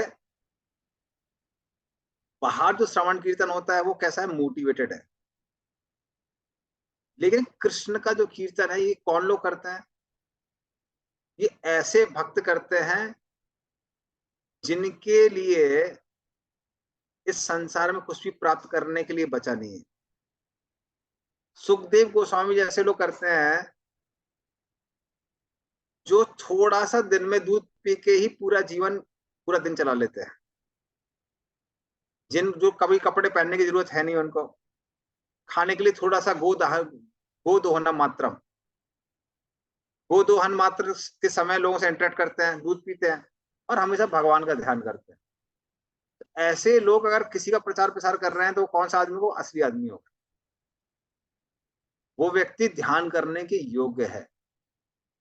तो जो लोग बुद्धिमान हैं, जिनको इस संसार में किसी भी चीज की आवश्यकता नहीं है, ऐसे लोग सत्य बोलने की क्षमता रखते हैं। तो इसलिए श्रवण कीर्तन स्मरण किसका करना चाहिए? कृष्ण का ही करना चाहिए, क्योंकि जो उनका प्रचार प्रसार कर रहे हैं उनको जीवन में कुछ और चाहिए नहीं, तो वो जीवन का परम लक्ष्य। ठीक है, तो इस तरह से क्लियर हो गया है। अब प्रश्न आता है कि श्रवण कीर्तन और स्मरण अगर भगवान का किया जाए उससे लाभ क्या होगा? तो क्या लाभ होगा ये अगले श्लोक में बताया हुआ है। What is the benefit?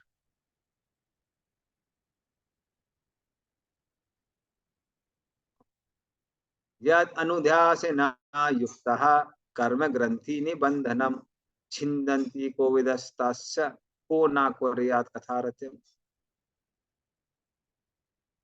पढ़िए इसका अर्थ, इसका भी तात्पर्य दोनों पढ़िए, सारे अच्छे। हरे कृष्णा। पढ़िए। हाथ में तलवार लिए बुद्धिमान मनुष्य भगवान का स्मरण करते हुए कर्म की बंधी हुई ग्रंथि को काट देते हैं। अतएव ऐसा कौन होगा जो उनके संदेश की ओर ध्यान नहीं देगा? तात्पर्य श्रील प्रभुपाद द्वारा। भौतिक तत्वों के संपर्क में आने से आध्यात्मिक स्फुलिंग एक ग्रंथि उत्पन्न कर देती है। अतः जो कर्म के धात प्रतिधात से मुक्त होने का इच्छुक होता है उसे इस ग्रंथि को काटना होता है। मुक्ति का अर्थ है कर्म के चक्र से छूटना।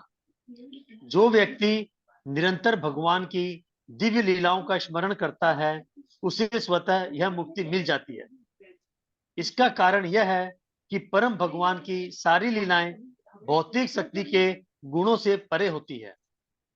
ये सारी दिव्य लीलाएं परम सर्वाकर्षक होती है और इस प्रकार भगवान के आध्यात्मिक कार्य का सतत सानिध्य बद्ध जीव को क्रमशः आध्यात्मिक बना देता है तथा सानिध्य से बद्ध जीव क्रमशः आध्यात्मिक बना देता है तथा अंततः उसकी भौतिक बंधन की ग्रंथि विच्छिन्न हो जाती है।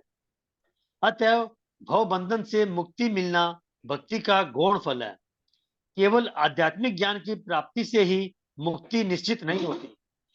ऐसे ज्ञान के ऊपर भक्ति का लेप चढ़ाना जरूरी है जिससे अंततः भक्ति की ही प्रधानता बनी रहे, तभी मुक्ति संभव होती है। यहाँ तक कि सकाम कर्मियों के कर्म भी यदि वे भक्ति से लेपित हों तो उन्हें मुक्ति की ओर ले जा सकते हैं। भक्ति से लेपित कर्म कर्म योग कहलाता है। इसी प्रकार भक्ति से लेपित अनुभव गम्य ज्ञान ज्ञान योग कहलाता है। किंतु शुद्ध भक्ति योग ऐसे कर्म तथा ज्ञान से स्वतंत्र है, क्योंकि यह अकेले न केवल बद्ध जीवन से मोक्ष दिलाने वाला है, अपितु भगवान की प्रेमा भक्ति भी प्रदान करने वाला है।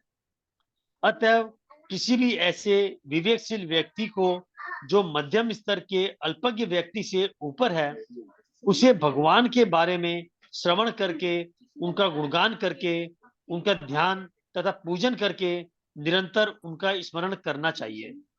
भक्ति की यही सम्यक विधि है। वृंदावन के गोस्वामी, जिन्हें श्री चैतन्य महाप्रभु ने भक्ति उपासना पद्धति का उपदेश देने के लिए अधिकृत किया था, इस नियम का दृढ़ता से पालन करते रहे और उन्होंने हमारे लाभ के लिए दिव्य विज्ञान का प्रबुद्ध साहित्य तैयार किया। उन्होंने विभिन्न वर्णों तथा आश्रमों के लोगों के लिए श्रीमद् भागवत तथा ऐसे ही अन्य प्रामाणिक शास्त्रों के आधार पर विविध मार्ग बनाए हैं। हरे कृष्णा। Thank you. उस तरह से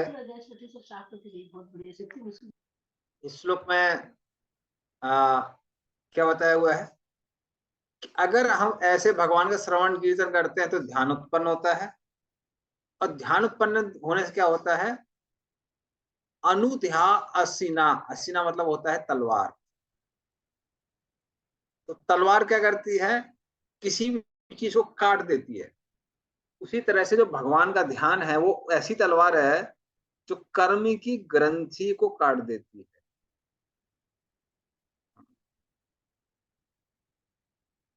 तो वो शक्ति रखता है कौन, वो भगवान का ध्यान शक्ति रखता है। और ये ध्यान कैसे उत्पन्न होता है, श्रोतव्या कीर्तव्य स्मर्त चेचिता भयम, भगवान के बारे में सुनने से, कीर्तन करने से वो ध्यान उत्पन्न होता है। ओके, तो प्रभुपाद ने लगभग चक्रवर्ती पाद का ही वो जो परपोर्ट है वो ट्रांसलेशन में लिखा हुआ है, सॉरी अपने तात्पर्य में लिखा हुआ है। तो उसमें बताते हैं कि जब तक व्यक्ति भगवान का श्रवण कीर्तन न करने लगे तब तक अन्य जिम्मेदारियों की आवश्यकता होती है। लेकिन जैसी श्रवण कीर्तन में रुचि आ जाती है तो फिर व्यक्ति को अलग से कर्म और ज्ञान करने की आवश्यकता नहीं होती है। तावत् कर्माणि कुर्वीता न निर्विद्येत यावता मत कथा श्रवणादो वा श्रद्धा यावन्न जायते। ये श्लोक आता है उद्धव गीता में, कृष्ण उद्धव जी को बोलते हैं। क्या कहते हैं, तावत कर्माणि कुर्वीता, तब तक व्यक्ति को अपने कर्म अच्छे से करना चाहिए। कब तक करना चाहिए, मत कथा श्रवणादो वा श्रद्धा यावन्न जायते, जब तक मेरे बारे में श्रवण कीर्तन करने में लोगों की श्रद्धा नहीं आई है। कौन बोल रहे हैं, कृष्ण कह रहे हैं। तब तक सारे कर्मों को अच्छे से करने की आवश्यकता है। लेकिन एक बार श्रवण कीर्तन में रुचि हो गई तो इन चीजों की आवश्यकता नहीं है। और क्योंकि हम लोग 24 घंटा श्रवण कीर्तन नहीं कर सकते, इसलिए जितना भी शरीर को मेंटेन करने के लिए चाहिए उतना करना चाहिए, उतना धर्म अर्थ उतना करना चाहिए। लेकिन मेन चीज क्या है, श्रवण कीर्तन। श्रवण कीर्तन से क्या उत्पन्न होता है, भगवान का ध्यान। भगवान के ध्यान से क्या होता है, कर्म वृत्ति जो है वो कट जाती है और हम कृष्ण को वापस प्राप्त कर सकते हैं। ठीक है, तो ये प्रोसीजर यहाँ दिया हुआ है।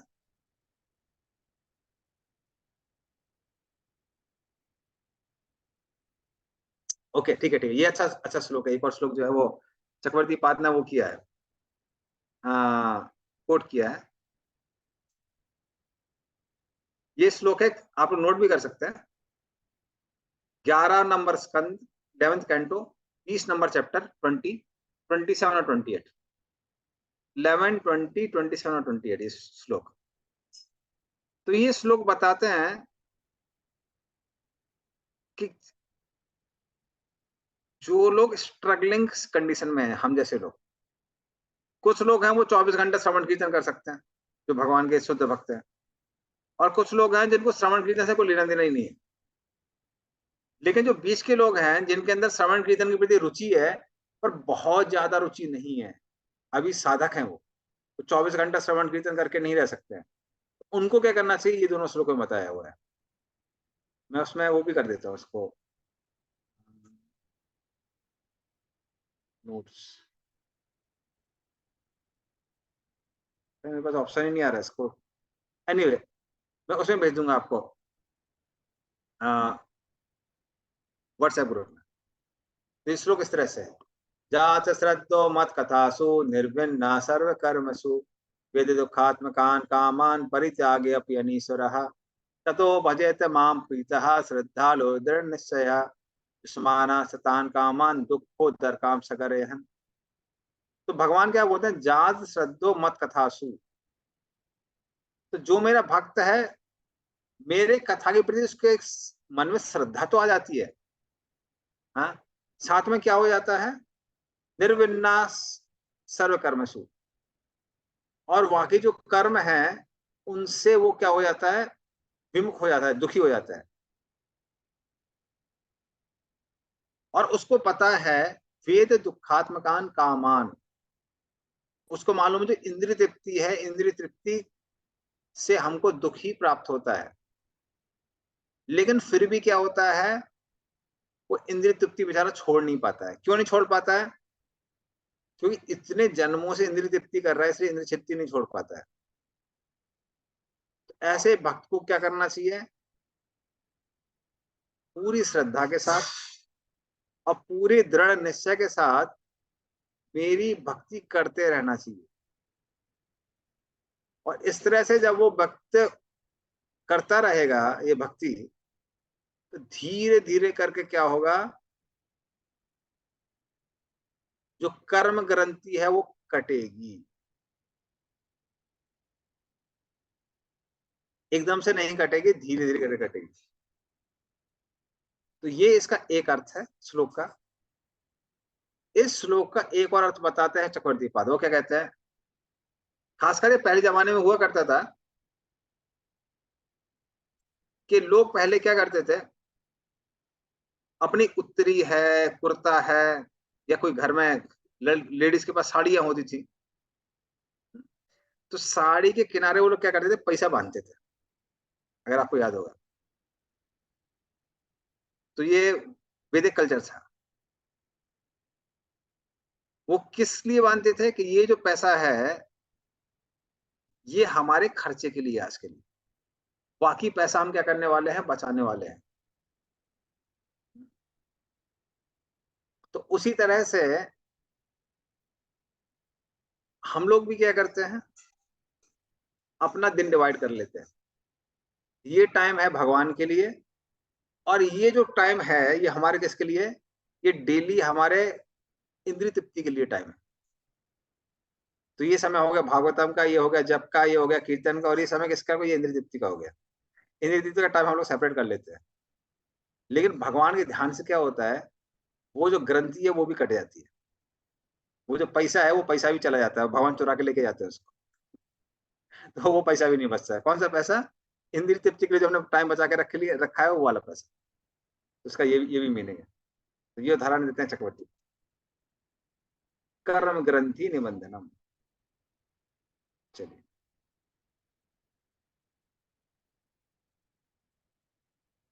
अच्छा, अब ये ठीक है, भगवान की कथा सुनने से भगवान का ध्यान आता है, ध्यान से कर्म ग्रंथि दूर होती है, ये कट जाती है। अभी प्रश्न ये आता है कि हमारे तो कथा में मन लगता नहीं है। अगर हमारा कथा में मन नहीं लगता है तो मन कैसे लगेगा, तो मन कैसे लगेगा ये अगले श्लोक में बताया हुआ है। शुश्रूषो श्रद्धानस्य वासुदेव कथा रुचि स्यान् महत्सेवया विप्राह पुण्य तीर्थ निसेवनात्। पढ़िए इसका भी अर्थ और तात्पर्य।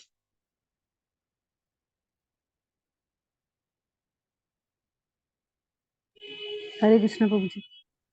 हाँ जी। हे दीजो, जो भक्त समस्त पापों से पूर्ण रूप से मुक्त है, उनकी सेवा करने से महान सेवा हो जाती है। ऐसी सेवा से वासुदेव की कथा सुनने के प्रति लगाव उत्पन्न होता है। तात्पर्य, जीव के बद्ध जीवन के कारण भगवान के विरुद्ध विद्रोह है। कुछ व्यक्ति ऐसे हैं जो देव कहलाते हैं और कुछ ऐसे हैं जो असुर कहलाते हैं, क्योंकि यह परमेश्वर की सत्ता के विरुद्ध रहते हैं। भगवत गीता के 16वें अध्याय में असुर का विषाद वर्णन किया गया है, जिसमें कहा गया है कि उन्हें जन्म जन्मांतर अज्ञान के निरंतर अवस्थाओं में रखा जाता है अतः उन्हें पशु योनियों में रहना होता है, जिससे उन्हें परम सत्य भगवान की कोई जानकारी नहीं रहती। यह असुर भगवान की इच्छा अनुसार उनके मुक्त सेवकों की कृपा से विभिन्न देशों में धीरे धीरे इस ईश्वर चेतना में परिशोधित किया जाते हैं। ईश्वर के ऐसे भक्त भगवान के अंतरंग पार्षद होते हैं और जब वह समाज को ईश्वर विहीन होने के खतरे से बचाने के लिए आते हैं तो वह ईश्वर के शक्तिशाली अवतार, उनके पुत्र, उनके दास या उनके पार्षद कहलाते। किंतु इनमें से कोई भी मिथ्या तौर पर अपने को ईश्वर नहीं कहता।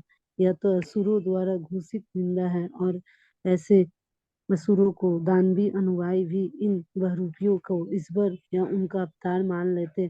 प्रामाणिक शास्त्र में भगवान के अवतार के विषय में निश्चित जानकारी मिलती है। जब तक प्रामाणिक शास्त्रों से पुष्टि ना हो ले तब तक किसी को ईश्वर या ईश्वर का अवतार नहीं मानना चाहिए। वास्तव में जो भक्त भगवत धाम जाने के इच्छुक है उन्हें चाहिए कि भगवान के सेवकों को भगवान के रूप में माने। भगवान के ऐसे दास महात्मा या तीर्थ कहलाता है और वह विशेष देश काल के अनुसार उपदेश देते हैं। भगवान के सेवक लोगों को भगवत भक्त बनाने के लिए प्रेरित करते हैं और वह कभी यह सहन नहीं कर सकते कि कोई उन्हें ईश्वर कहे। यद्यपि श्री चैतन्य महाप्रभु प्रामाणिक शास्त्र के निर्देश अनुसार साक्षात भगवान थे, किंतु वह भक्त की तरह बने रहे। जो लोग उन्हें ईश्वर रूप में जानते थे उन्हें ईश्वर कहकर पुकारते थे, किंतु तब वह अपने कानों को हाथों से बंद करके भगवान विष्णु का नाम का कीर्तन करने लगते थे। वह स्वयं को ईश्वर कहलाने वाले को घोर विरोध करते थे। यद्यपि वह निसंदेह साक्षात भगवान थे। भगवान हम इन धूर्त से आगाह करने के लिए ऐसा आचरण करते हैं जो अपने को ईश्वर कहलवाते हैं। ईश्वर के दास ईश्वरीय चैतन्य के प्रसार करने के लिए आते हैं। बुद्धिमान लोग को चाहिए कि वह उनके साथ हर तरह से सहयोग करें। भगवान अपनी प्रत्येक सेवा की अपेक्षा अपने दास की सेवा किए जाने से अधिक पसंद होते हैं। भगवान तब अत्यधिक प्रसन्न होते जब वह देखते कि उनके भक्तों को समुचित आदर हो रहा है, क्योंकि वह भगवान की सेवा के लिए सभी प्रकार के कष्ट उठाते हैं अथवा उन्हें अत्यंत प्रिय होते। भगवत गीता में 18.69 में भगवान घोषित करते कि उन्हें उस भक्त के समान अन्य कोई प्रिय नहीं है जो उनकी महिमा का प्रचार करते हुए अपना सर्वस्व संकट में डालता है। भगवान के सेवकों की सेवा करके कोई भी धीरे धीरे उन सेवकों से गुणगान प्राप्त करता है और इस प्रकार वह भगवान की महिमा सुनने का योग्य बन जाता है। भगवत धाम में प्रवेश पाने के लिए भी भक्त की पहली योग्यता यह है कि वह भगवान के विषय में सुनने का उत्सुक हो। हरे कृष्ण भगवान।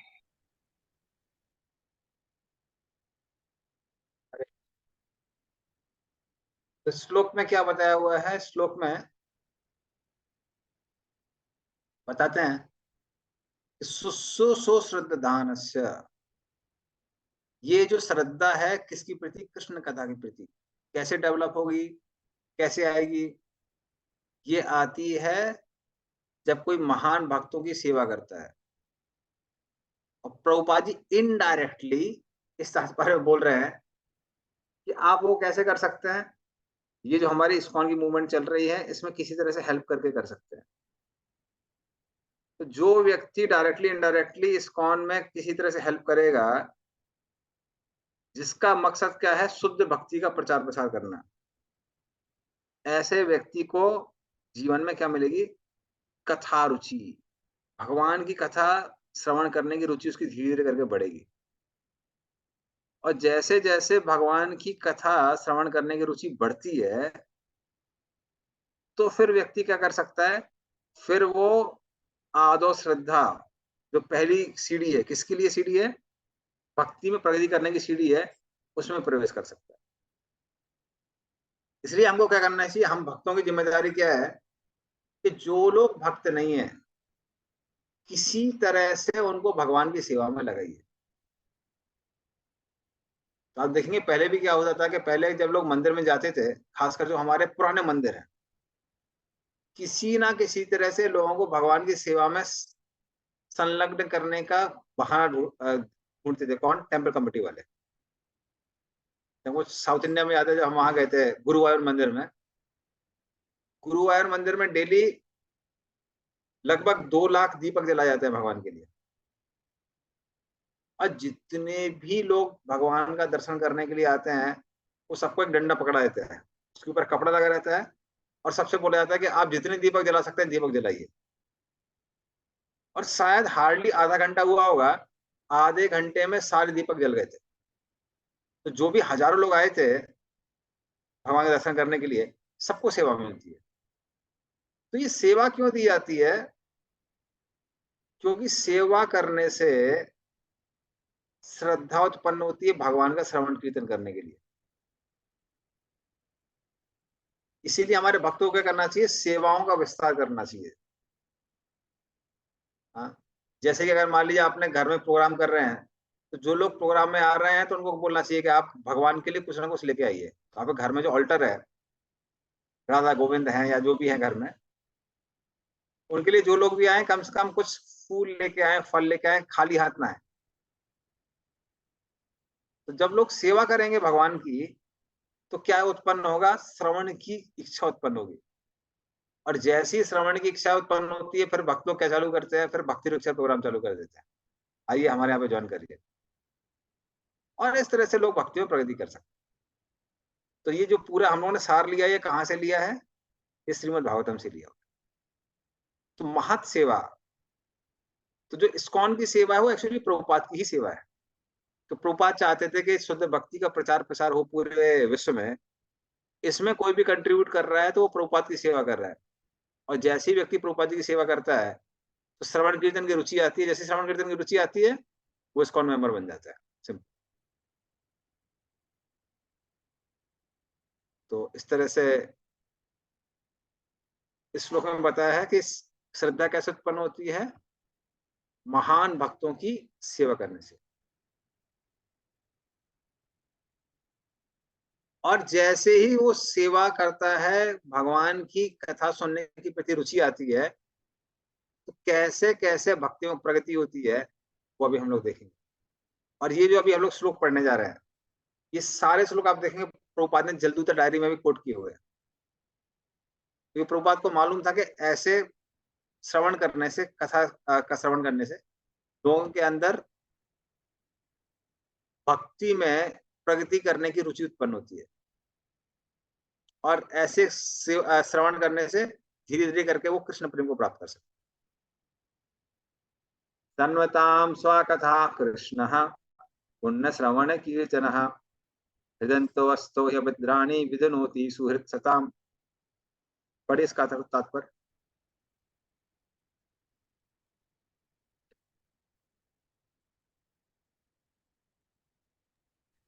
हरे कृष्णा प्रभु, मैं पढ़ रही हूँ। प्रत्येक हृदय में परमात्मा स्वरूप स्थित तथा सत्यनिष्ठ भक्तों के हितकारी भगवान श्री कृष्ण उस भक्त के हृदय से भौतिक भोग की इच्छा को हटाते हैं जिसने उनकी कथाओं को सुनने में रुचि उत्पन्न कर ली है, क्योंकि ये कथाएं ठीक से सुनने तथा कहने पर अत्यंत पुण्यप्रद हैं। तात्पर्य श्रील प्रभुपाद द्वारा। भगवान श्री कृष्ण की कथाएं उनसे अभिन्न हैं। अतएव जब भी अपराध रहित होकर भगवान के बारे में श्रवण तथा उनका गुणगान किया जाता है, तो यह समझना चाहिए कि वहां पर भगवान कृष्ण दिव्य शब्द के रूप में उपस्थित हैं, जो साक्षात भगवान के समान ही शक्तिशाली हैं।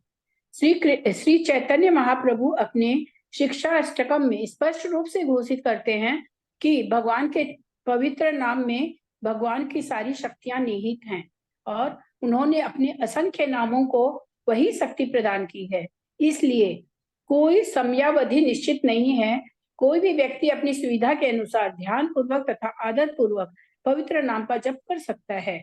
भगवान हम पर इतने दयालु हैं कि वे हमारे समक्ष दिव्य शब्द के रूप में साक्षात उपस्थित हो सकते हैं, किंतु दुर्भाग्यवश हमने भगवान के नाम और उनकी लीलाओं को सुनने तथा उनकी महिमा गान करने के प्रति कोई रुचि नहीं है। हम पहले ही पवित्र शब्द के श्रवण तथा कीर्तन के प्रति रुचि उत्पन्न करने के विषय में बता चुके हैं। इसे भगवान के शुद्ध भक्त की सेवा करके प्राप्त किया जा सकता है। भगवान अपने भक्तों के साथ परस्पर आदान प्रदान करते हैं। जब भगवान देखते हैं कि भक्त उनकी सेवा में प्रवेश पाने के लिए पूर्ण निष्ठा से तत्पर है और फलस्वरूप उनके विषय में सुनने का इच्छुक है, तो वे भक्त के भीतर से इस तरह कार्य करते हैं कि भक्त उनके पास सरलता से वापस चला जाए। भगवान हमारी अपेक्षा अधिक उत्सुक है कि हम उनके पास वापस जाएं, किंतु हम में से अधिकांश भगवान के धाम में वापस जाना नहीं चाहते।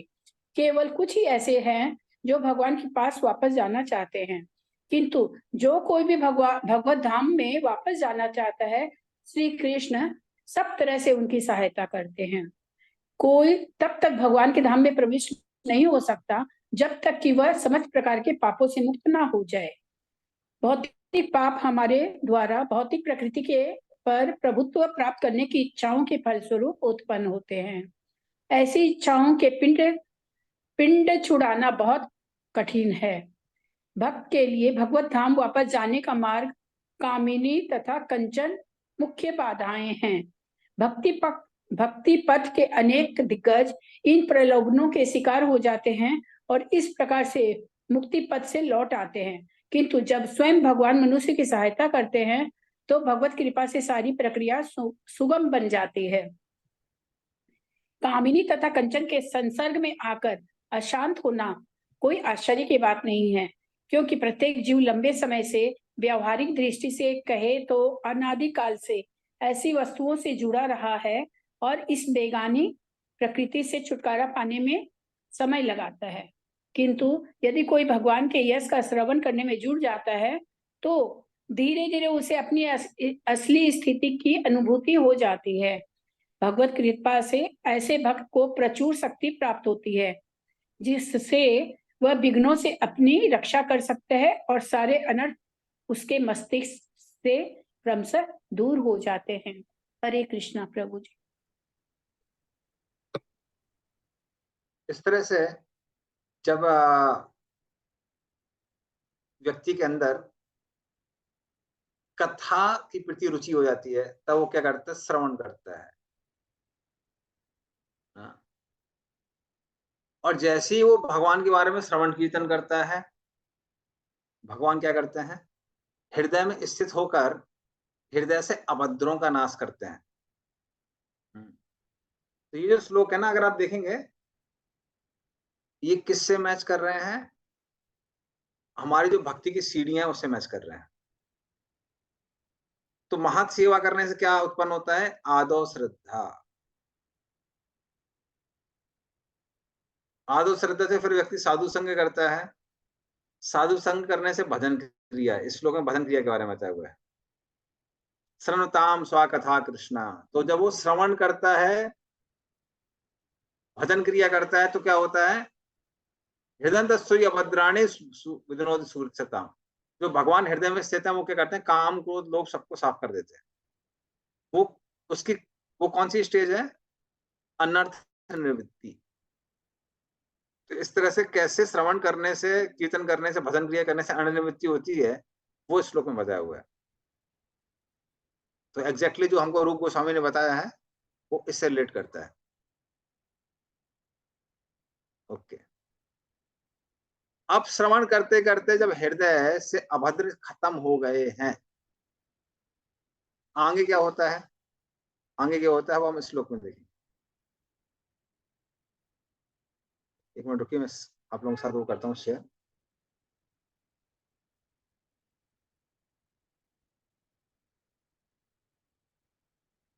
नष्ट प्रायेषु अभद्रेषु नित्यं भागवत सेवया भगवती उत्तमा श्लोके भक्तिर्भवति नैष्ठिकी।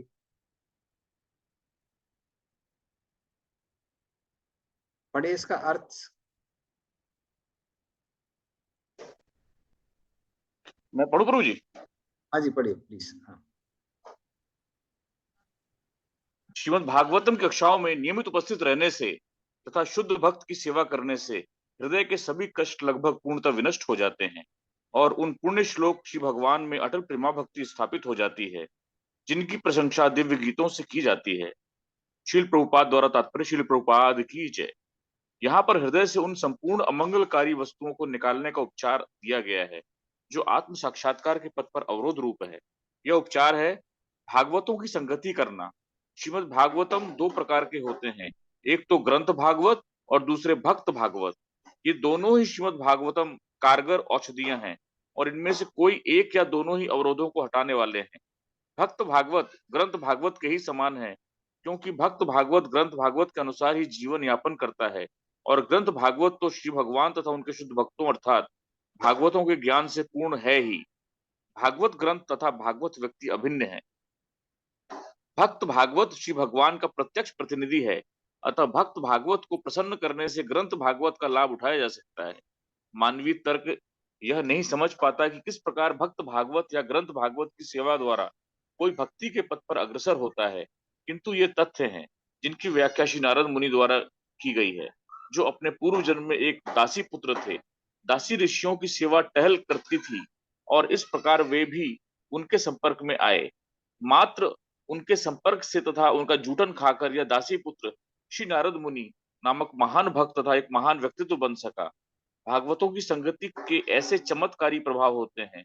इन प्रभावों को व्यवहारिक रूप से समझने हेतु यह ध्यान देना आवश्यक है कि भागवतों की ऐसी निष्कलुष संगति से दिव्य ज्ञान अवश्य में बड़ी आसानी से प्राप्त होगा, जिससे मनुष्य श्री भगवान की भक्तिमय सेवा में स्थिर हो जाता है। वह भागवतों के मार्गदर्शन भक्ति में जितनी ही प्रगति करता है, उतना ही वह श्री भगवान की दिव्य प्रेम में सेवा में स्थिर हो जाता है। अतएव ग्रंथ भागवत की कथाओं को भक्त भागवत से ही प्राप्त करना जरूरी है और इस प्रकार दोनों भागवतों के संयोग से नव जिज्ञासु भक्त की प्राप्ति होती रहेगी। हरे कृष्ण। धन्यवाद। उसके बाद में कैसी प्रगति होती है वो श्लोक में दिया हुआ है कि जैसे ही व्यक्ति क्या करता है, श्रवण करता है, उसके हृदय से काम क्रोध लोभ ये सब हटने लगते हैं और जब वो लगभग खत्म हो जाते हैं, नष्ट प्रायेषु अभद्रेषु, तो लगभग सबके सब खत्म हो जाते हैं, तब क्या होता है, व्यक्ति भक्तिर्भवति नष्ट की, वो निष्ठा पे आ जाता है। तो अनर्थ निवृत्ति के बाद में क्या आती है, निष्ठा। तो होता क्या है कि जो पुण्य है और पाप है वो तो भक्त के समाप्त हो जाते हैं, लेकिन जो उसने नाम अपराध किए हैं या वैष्णव अपराध किए हुए हैं तो वो अभी समाप्त नहीं होते हैं, तो वो अभी भी बचे रहते हैं, वो भी कम हो जाते हैं, कमजोर पड़ जाते हैं, लेकिन पूरी तरह से नष्ट नहीं होते। इस तरह से जब व्यक्ति अनर्थ निवृत्ति के बाद निष्ठा में आता है, तब तक पुण्य पाप समाप्त हो जाते हैं, लेकिन वैष्णव अपराध बचे रहते हैं। इसीलिए वैष्णव अपराध और जो नाम अपराध है, इनको बड़ा गंभीर कहा गया है। हृदय से पुण्य पाप समाप्त होने के बावजूद भी ये नष्ट नहीं होते, ये बहुत टाइम लगाते हैं। तो इसलिए क्या लिखा है, नष्ट प्रायेषु अभद्रेषु। प्रायेषु, प्रायेषु का मतलब क्या है, लगभग सब खत्म हो गए। क्या खत्म हो गए हैं, पुण्य खत्म हो गए हैं, पाप खत्म हो गए, लेकिन क्या बचा हुआ है, अपराध बचे हुए। तो वो यहाँ समझाया हुआ। और उस तरह से व्यक्ति निष्ठा में आता है, निष्ठा के बाद में क्या होता है, वो अगले श्लोक में दिया हुआ।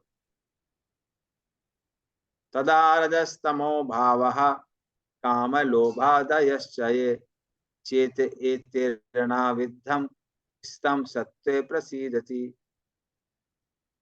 पढ़िए इसको। हरे कृष्ण प्रभु जी।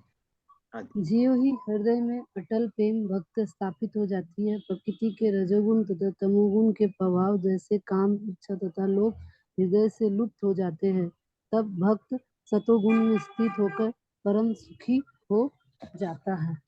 तात्पर्य: अपनी सामान्य सर्वधानिक स्थिति में जीव आध्यात्मिक आनंद में पूर्ण रूप से तुष्ट रहता है। यह स्थिति ब्रह्मभूत या आत्मानंदी अर्थात आत्मतुष्टि की स्थिति कहलाती है। यह आत्मतुष्टि किसी निष्क्रिय मुख की तुष्टि जैसी नहीं होती है। निष्क्रिय मुख अज्ञान अवस्था में रहता है, किंतु आत्मतुष्ट आत्मानंदी इस भौतिक जगत से परे होता है। सिद्धि की यह अवस्था अटल भक्ति में स्थित होते ही प्राप्त हो जाती है।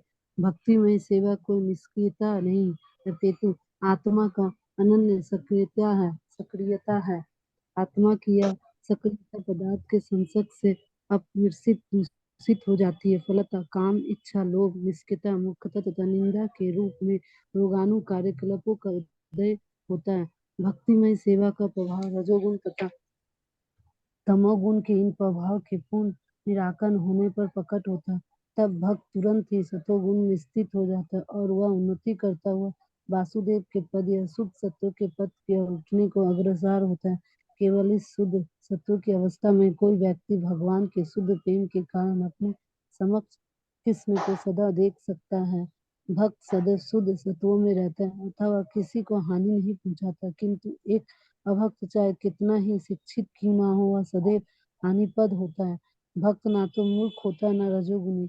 हानि पहुंचाने वाला मूर्ख तथा रजोगुणी व्यक्ति भगवत भक्त नहीं बन सकते, भले ही वह अपने बाहरी वेश से अपने आप को भक्त क्यों ना प्रदर्शित करे। भक्त में सदैव ईश्वर के सद्गुण पाए जाते हैं।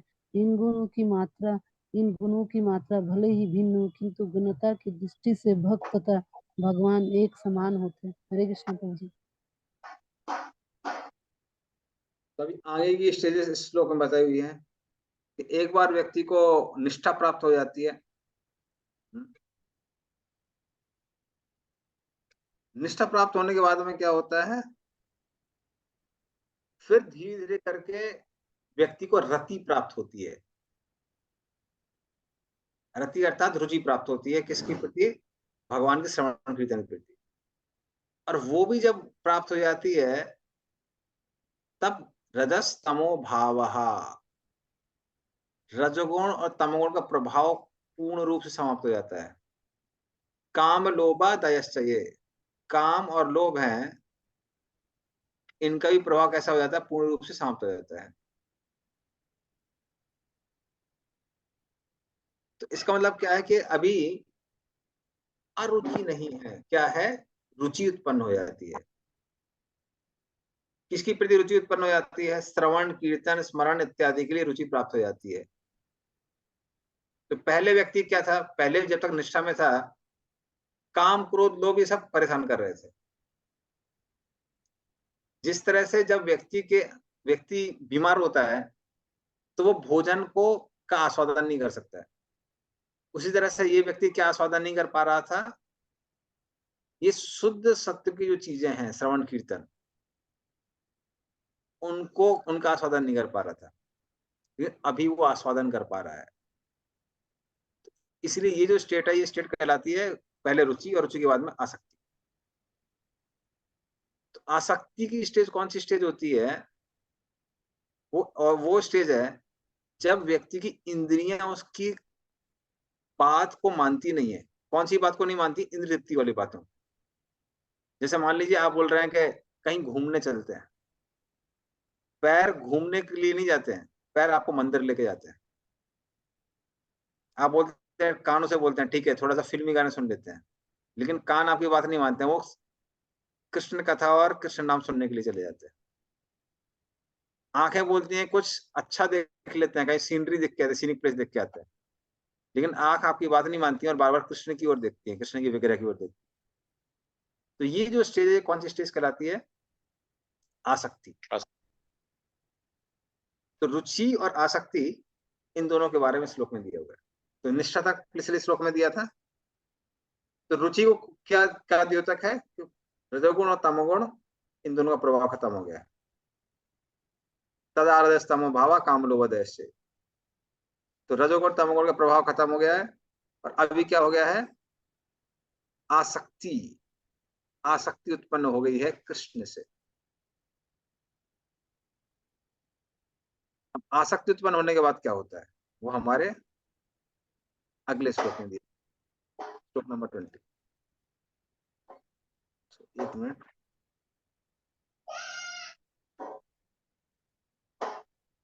एवं प्रसन्न मनसो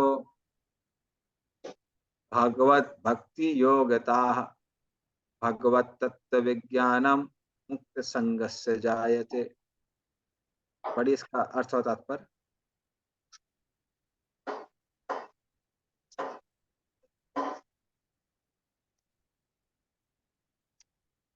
कोई बता सकता है? हरे कृष्ण प्रभु जी। हाँ जी। इस प्रकार शुद्ध सत्व में स्थित होकर जिस मनुष्य का मन भगवान के भक्ति के संसर्ग से प्रसन्न हो चुका होता है, उसे समस्त भौतिक संगति से मुक्त होने पर भगवान का सही वैज्ञानिक ज्ञान विज्ञान तत्व प्राप्त होता है। तात्पर्य, भगवद गीता 7.3 में कहा गया कि हजारों सामान्य मनुष्य में से कोई एक भाग्यशाली होता है जो जीवन सिद्धि के लिए प्रयत्नशील होते हैं। अधिकांश लोग रजोगुण तथा तमोगुण से प्रेरित होते हैं और इस प्रकार वह काम, इच्छा, लोभ, अज्ञान तथा निंदा में सदैव लिप्त रहते हैं। ऐसे अनेक मनुष्य रूपी पशुओं में से कोई एक ऐसा वास्तविक रूप में मनुष्य होता है जो मानव जीवन की जिम्मेदारी को जानता है और निर्दिष्ट किए गए कर्तव्यों को पालन करते हुए जीवन को पूर्ण बनाने का प्रयास करता है। जीवन में इस प्रकार की सफलता प्राप्त किए हुए हजारों व्यक्ति में से कोई एक व्यक्ति भगवान श्री कृष्ण के विषय में वैज्ञानिक ढंग से जान सकता है। भगवद गीता 18.55 में कहा गया है कि श्री कृष्ण के विज्ञान को केवल भक्ति योग की प्रक्रिया द्वारा जाना जा सकता है। ठीक इसी बात की उपयुक्त श्लोकों में पुष्टि हुई है कि कोई भी सामान्य व्यक्ति, यहाँ तक कि जिसने मानव जीवन में सफलता प्राप्त कर ली है, वह भी भगवान के विषय में सही या वैज्ञानिक ढंग से जान नहीं सकता। मानव जीवन में सिद्धि तभी प्राप्त होती है जब वह यह समझ लेता है कि वह पदार्थ के प्रतिफल नहीं अपितु आत्मा है, और जो ही वह समझ लेता है कि इस पदार्थ से कुछ लेना देना नहीं होती है, वह भौतिक लालसा त्याग देता है और आध्यात्मिक जीवन के रूप में अनुप्राणित हो जाता है। यह सफलता तभी मिलती है जब मनुष्य रजोगुण तथा तमोगुण से ऊपर उठ गया हो, या दूसरे शब्द में जब वह योग्यता के आधार पर वास्तविक रूप से ब्राह्मण हो। ब्राह्मण शब्द सत्वगुण का प्रतीक है, सतोगुण का प्रतीक है। अन्य सारे लोग जो सतोगुण में नहीं है वह या तो क्षत्रिय, वैश्य, शूद्र या शूद्रों से भी अधम होते हैं। उत्तम गुणों के कारण ब्राह्मण अवस्था में मनुष्य जीवन की सर्वोच्च अवस्था है, अर्थात जब तक मनुष्य में कम से कम ब्राह्मण के गुण न हो तब तक वह भक्त नहीं हो सकता।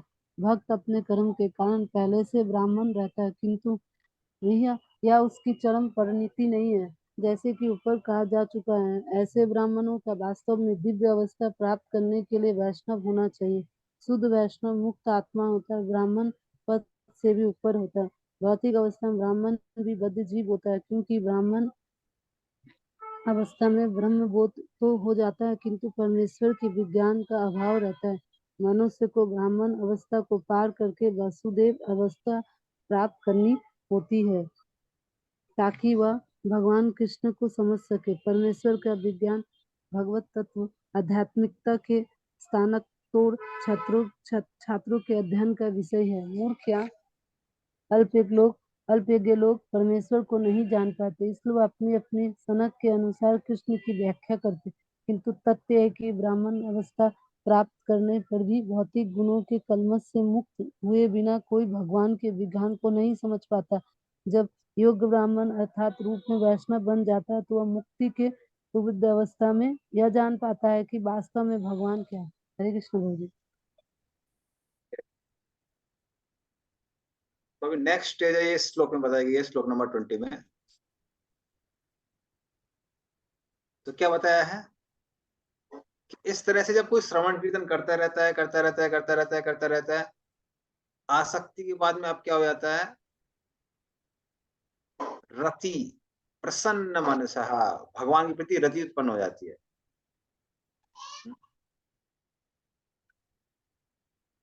तो इस तरह से रति उत्पन्न होती है भगवान से, और फिर क्या उत्पन्न होता है? प्रेम उत्पन्न होता है भगवान के प्रति, भगवत भक्ति योगतः,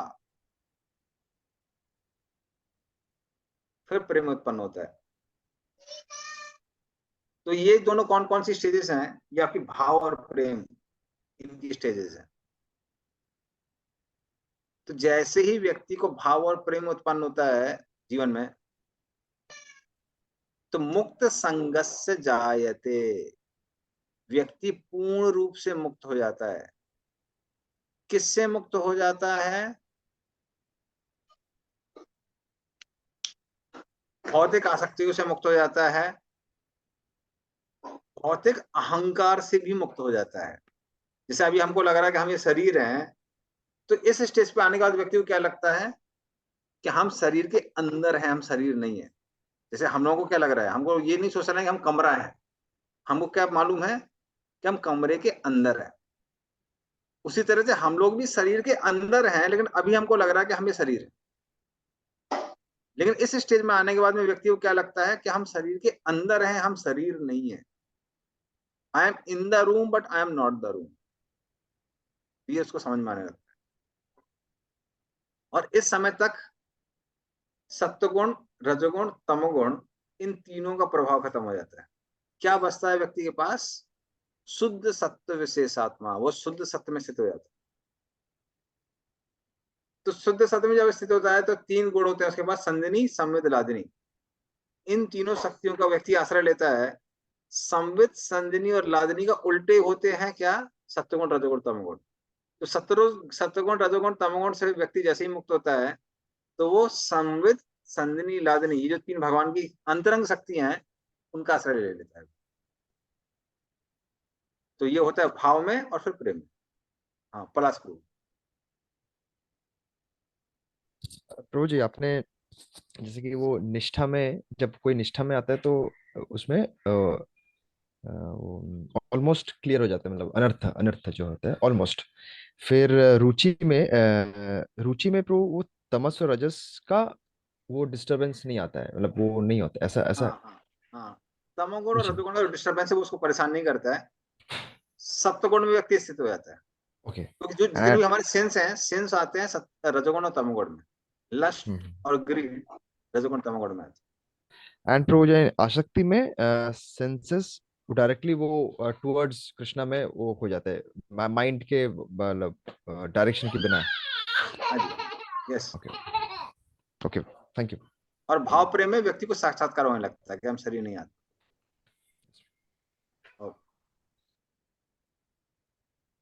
ठीक है, तो इस तरह से वो समाप्त हो जाता है।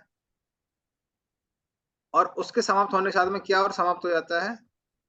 जो भी हमारे हृदय में इग्नोरेंस है कि हम शरीर हैं, भारतीय हैं, बंगाली हैं, उड़िया हैं, जो भी हैं, इस सब का सब समाप्त हो जाता है। किसके साथ? शारीरिक चेतना के साथ। ये 21 नंबर श्लोक में दिया हुआ है। विद्यते हृदय ग्रंथे छिद्यन्ते सर्व संशयाः क्षीयन्ते चास्य कर्माणि दृष्टा वेवात्मनीश्वरे। पढ़िए इसका अर्थ और तात्पर्य दोनों। हरे कृष्ण प्रभु जी, मैं पढ़ूं? हाँ जी, पढ़िए माता, रीति माता। इस प्रकार हृदय की गांठ भिज जाती है और सारे संशय छिन्न भिन्न हो जाते हैं। जब मनुष्य आत्मा को स्वामी के रूप में देखता है तो सकाम कर्मों की श्रृंखला समाप्त हो जाती है। तात्पर्य: भगवान का वैज्ञानिक ज्ञान प्राप्त करने का अर्थ उसी के साथ ही साथ अपने आप को देखना। जहां तक आत्म रूप के जीव की पहचान की बात है, उसके संबंध में अनेक कल्पनाएं एवं भ्रांतियां हैं। भौतिकवादी लोग तो आत्मा के अस्तित्व को ही नहीं मानते और अनुभव मूलक दार्शनिक आत्मा को बिना स्वरूप वाले निर्विशेष रूप में मानते हैं। किंतु आध्यात्मवादी इस बात की पुष्टि करते हैं कि आत्मा तथा परमात्मा दो विभिन्न सत्ताएं हैं जो गुणवत्ता में एक समान है किंतु परिमाण में भिन्न भिन्न है। बहुत से अन्य सिद्धांत भी हैं, किंतु जब भक्ति योग की विधि से श्री कृष्ण का यथार्थ साक्षात्कार हो जाता है तो ये भिन्न भिन्न कल्पनाएं दूर हो जाती हैं। श्री कृष्ण सूर्य के समान है और परम सत्य विषयक भौतिकवादी तर्क वितर्क गहनतम अर्धरात्रि के समान है। ज्यों ही हृदय में कृष्ण रूपी सूर्य उदित होता है त्यों ही परम सत्य तथा जीवात्मा संबंधी भौतिक कल्पनाओं का अंधकार दूर हो जाता है। सूर्य की उपस्थिति में अंधकार नहीं रह सकता और अज्ञान के अंधकार में छिपा सापेक्ष सत्य परमात्मा रूप में सबके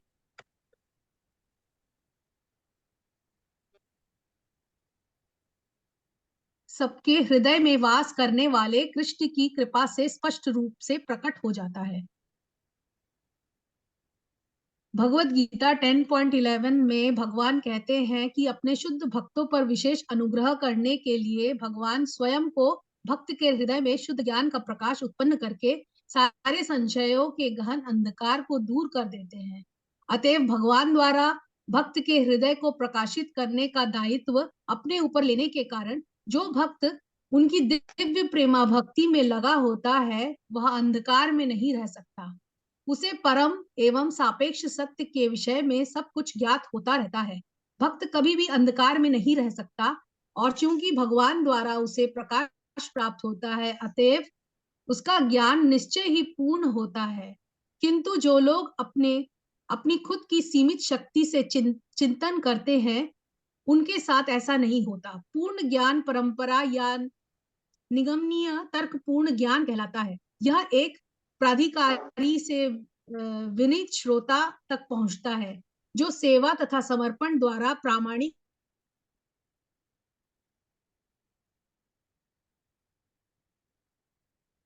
इंटरनेट उनका मदद हो गया सर। अधिकार है कि ऐसे लोग प्रकट ही न हो जो परम पूर्ण का शुद्र स्फुलिंग मात्र है और ऐसा स्फुलिंग जो माया के अधीन है। भक्तगण विनीत होते हैं अतः वह दिव्य ज्ञान भगवान से ब्रह्मा से उनके पुत्रों तथा शिष्यों को क्रम अनुसार प्राप्त होता है। इस विधि से ऐसे भक्तों के अंतकरण में स्थित परमात्मा द्वारा सहायता मिलती है। दिव्य ज्ञान को सीखने की यही सही विधि है।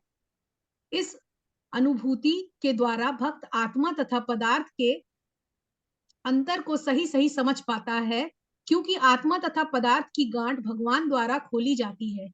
यह ग्रंथि अहंकार कहलाती है जिससे जीव झूठे ही अपने को भौतिक पदार्थ मानता है। अतएव ज्यों ही ग्रंथि ढीली पड़ती है संशय के सारे बादल तुरंत छट जाते हैं। मनुष्य अपने स्वामी का दर्शन करने लगता है और सकाम कर्मों के बंधन को समाप्त करके वह भगवान के दिव्य प्रेमा भक्ति में लग जाता है। भौतिक जगत में जीव स्वयं सकाम कर्म की श्रृंखला की सृष्टि करता है और जन्म जन्मांतर तक इन कर्मों के अच्छे तथा बुरे फलों को भोगता रहता है। किंतु जो ही वो भगवान के प्रेममयी सेवा में लग जाता है त्यों ही वह कर्म बंधन से मुक्त हो जाता है। फिर उसके कर्मों से कोई प्रतिक्रिया उत्पन्न नहीं होती। धन्यवाद। हरे कृष्ण। हरे कृष्ण। तो इस श्लोक में ये जो स्टेज हमारी स्टेज का एंड दिया हुआ है कि जैसे ही व्यक्ति को क्या साक्षात्कार हो जाता है कि मैं कौन हूं, कृष्ण कौन है, तो क्या होता है, विद्यते हृदय ग्रंथि छिद्यन्ति सर्व संशया। जितने भी डाउट हैं सब खत्म हो जाते हैं। क्यों डाउट खत्म हो जाते हैं? क्योंकि अब व्यक्ति आत्मा और परमात्मा को देख पा रहा है।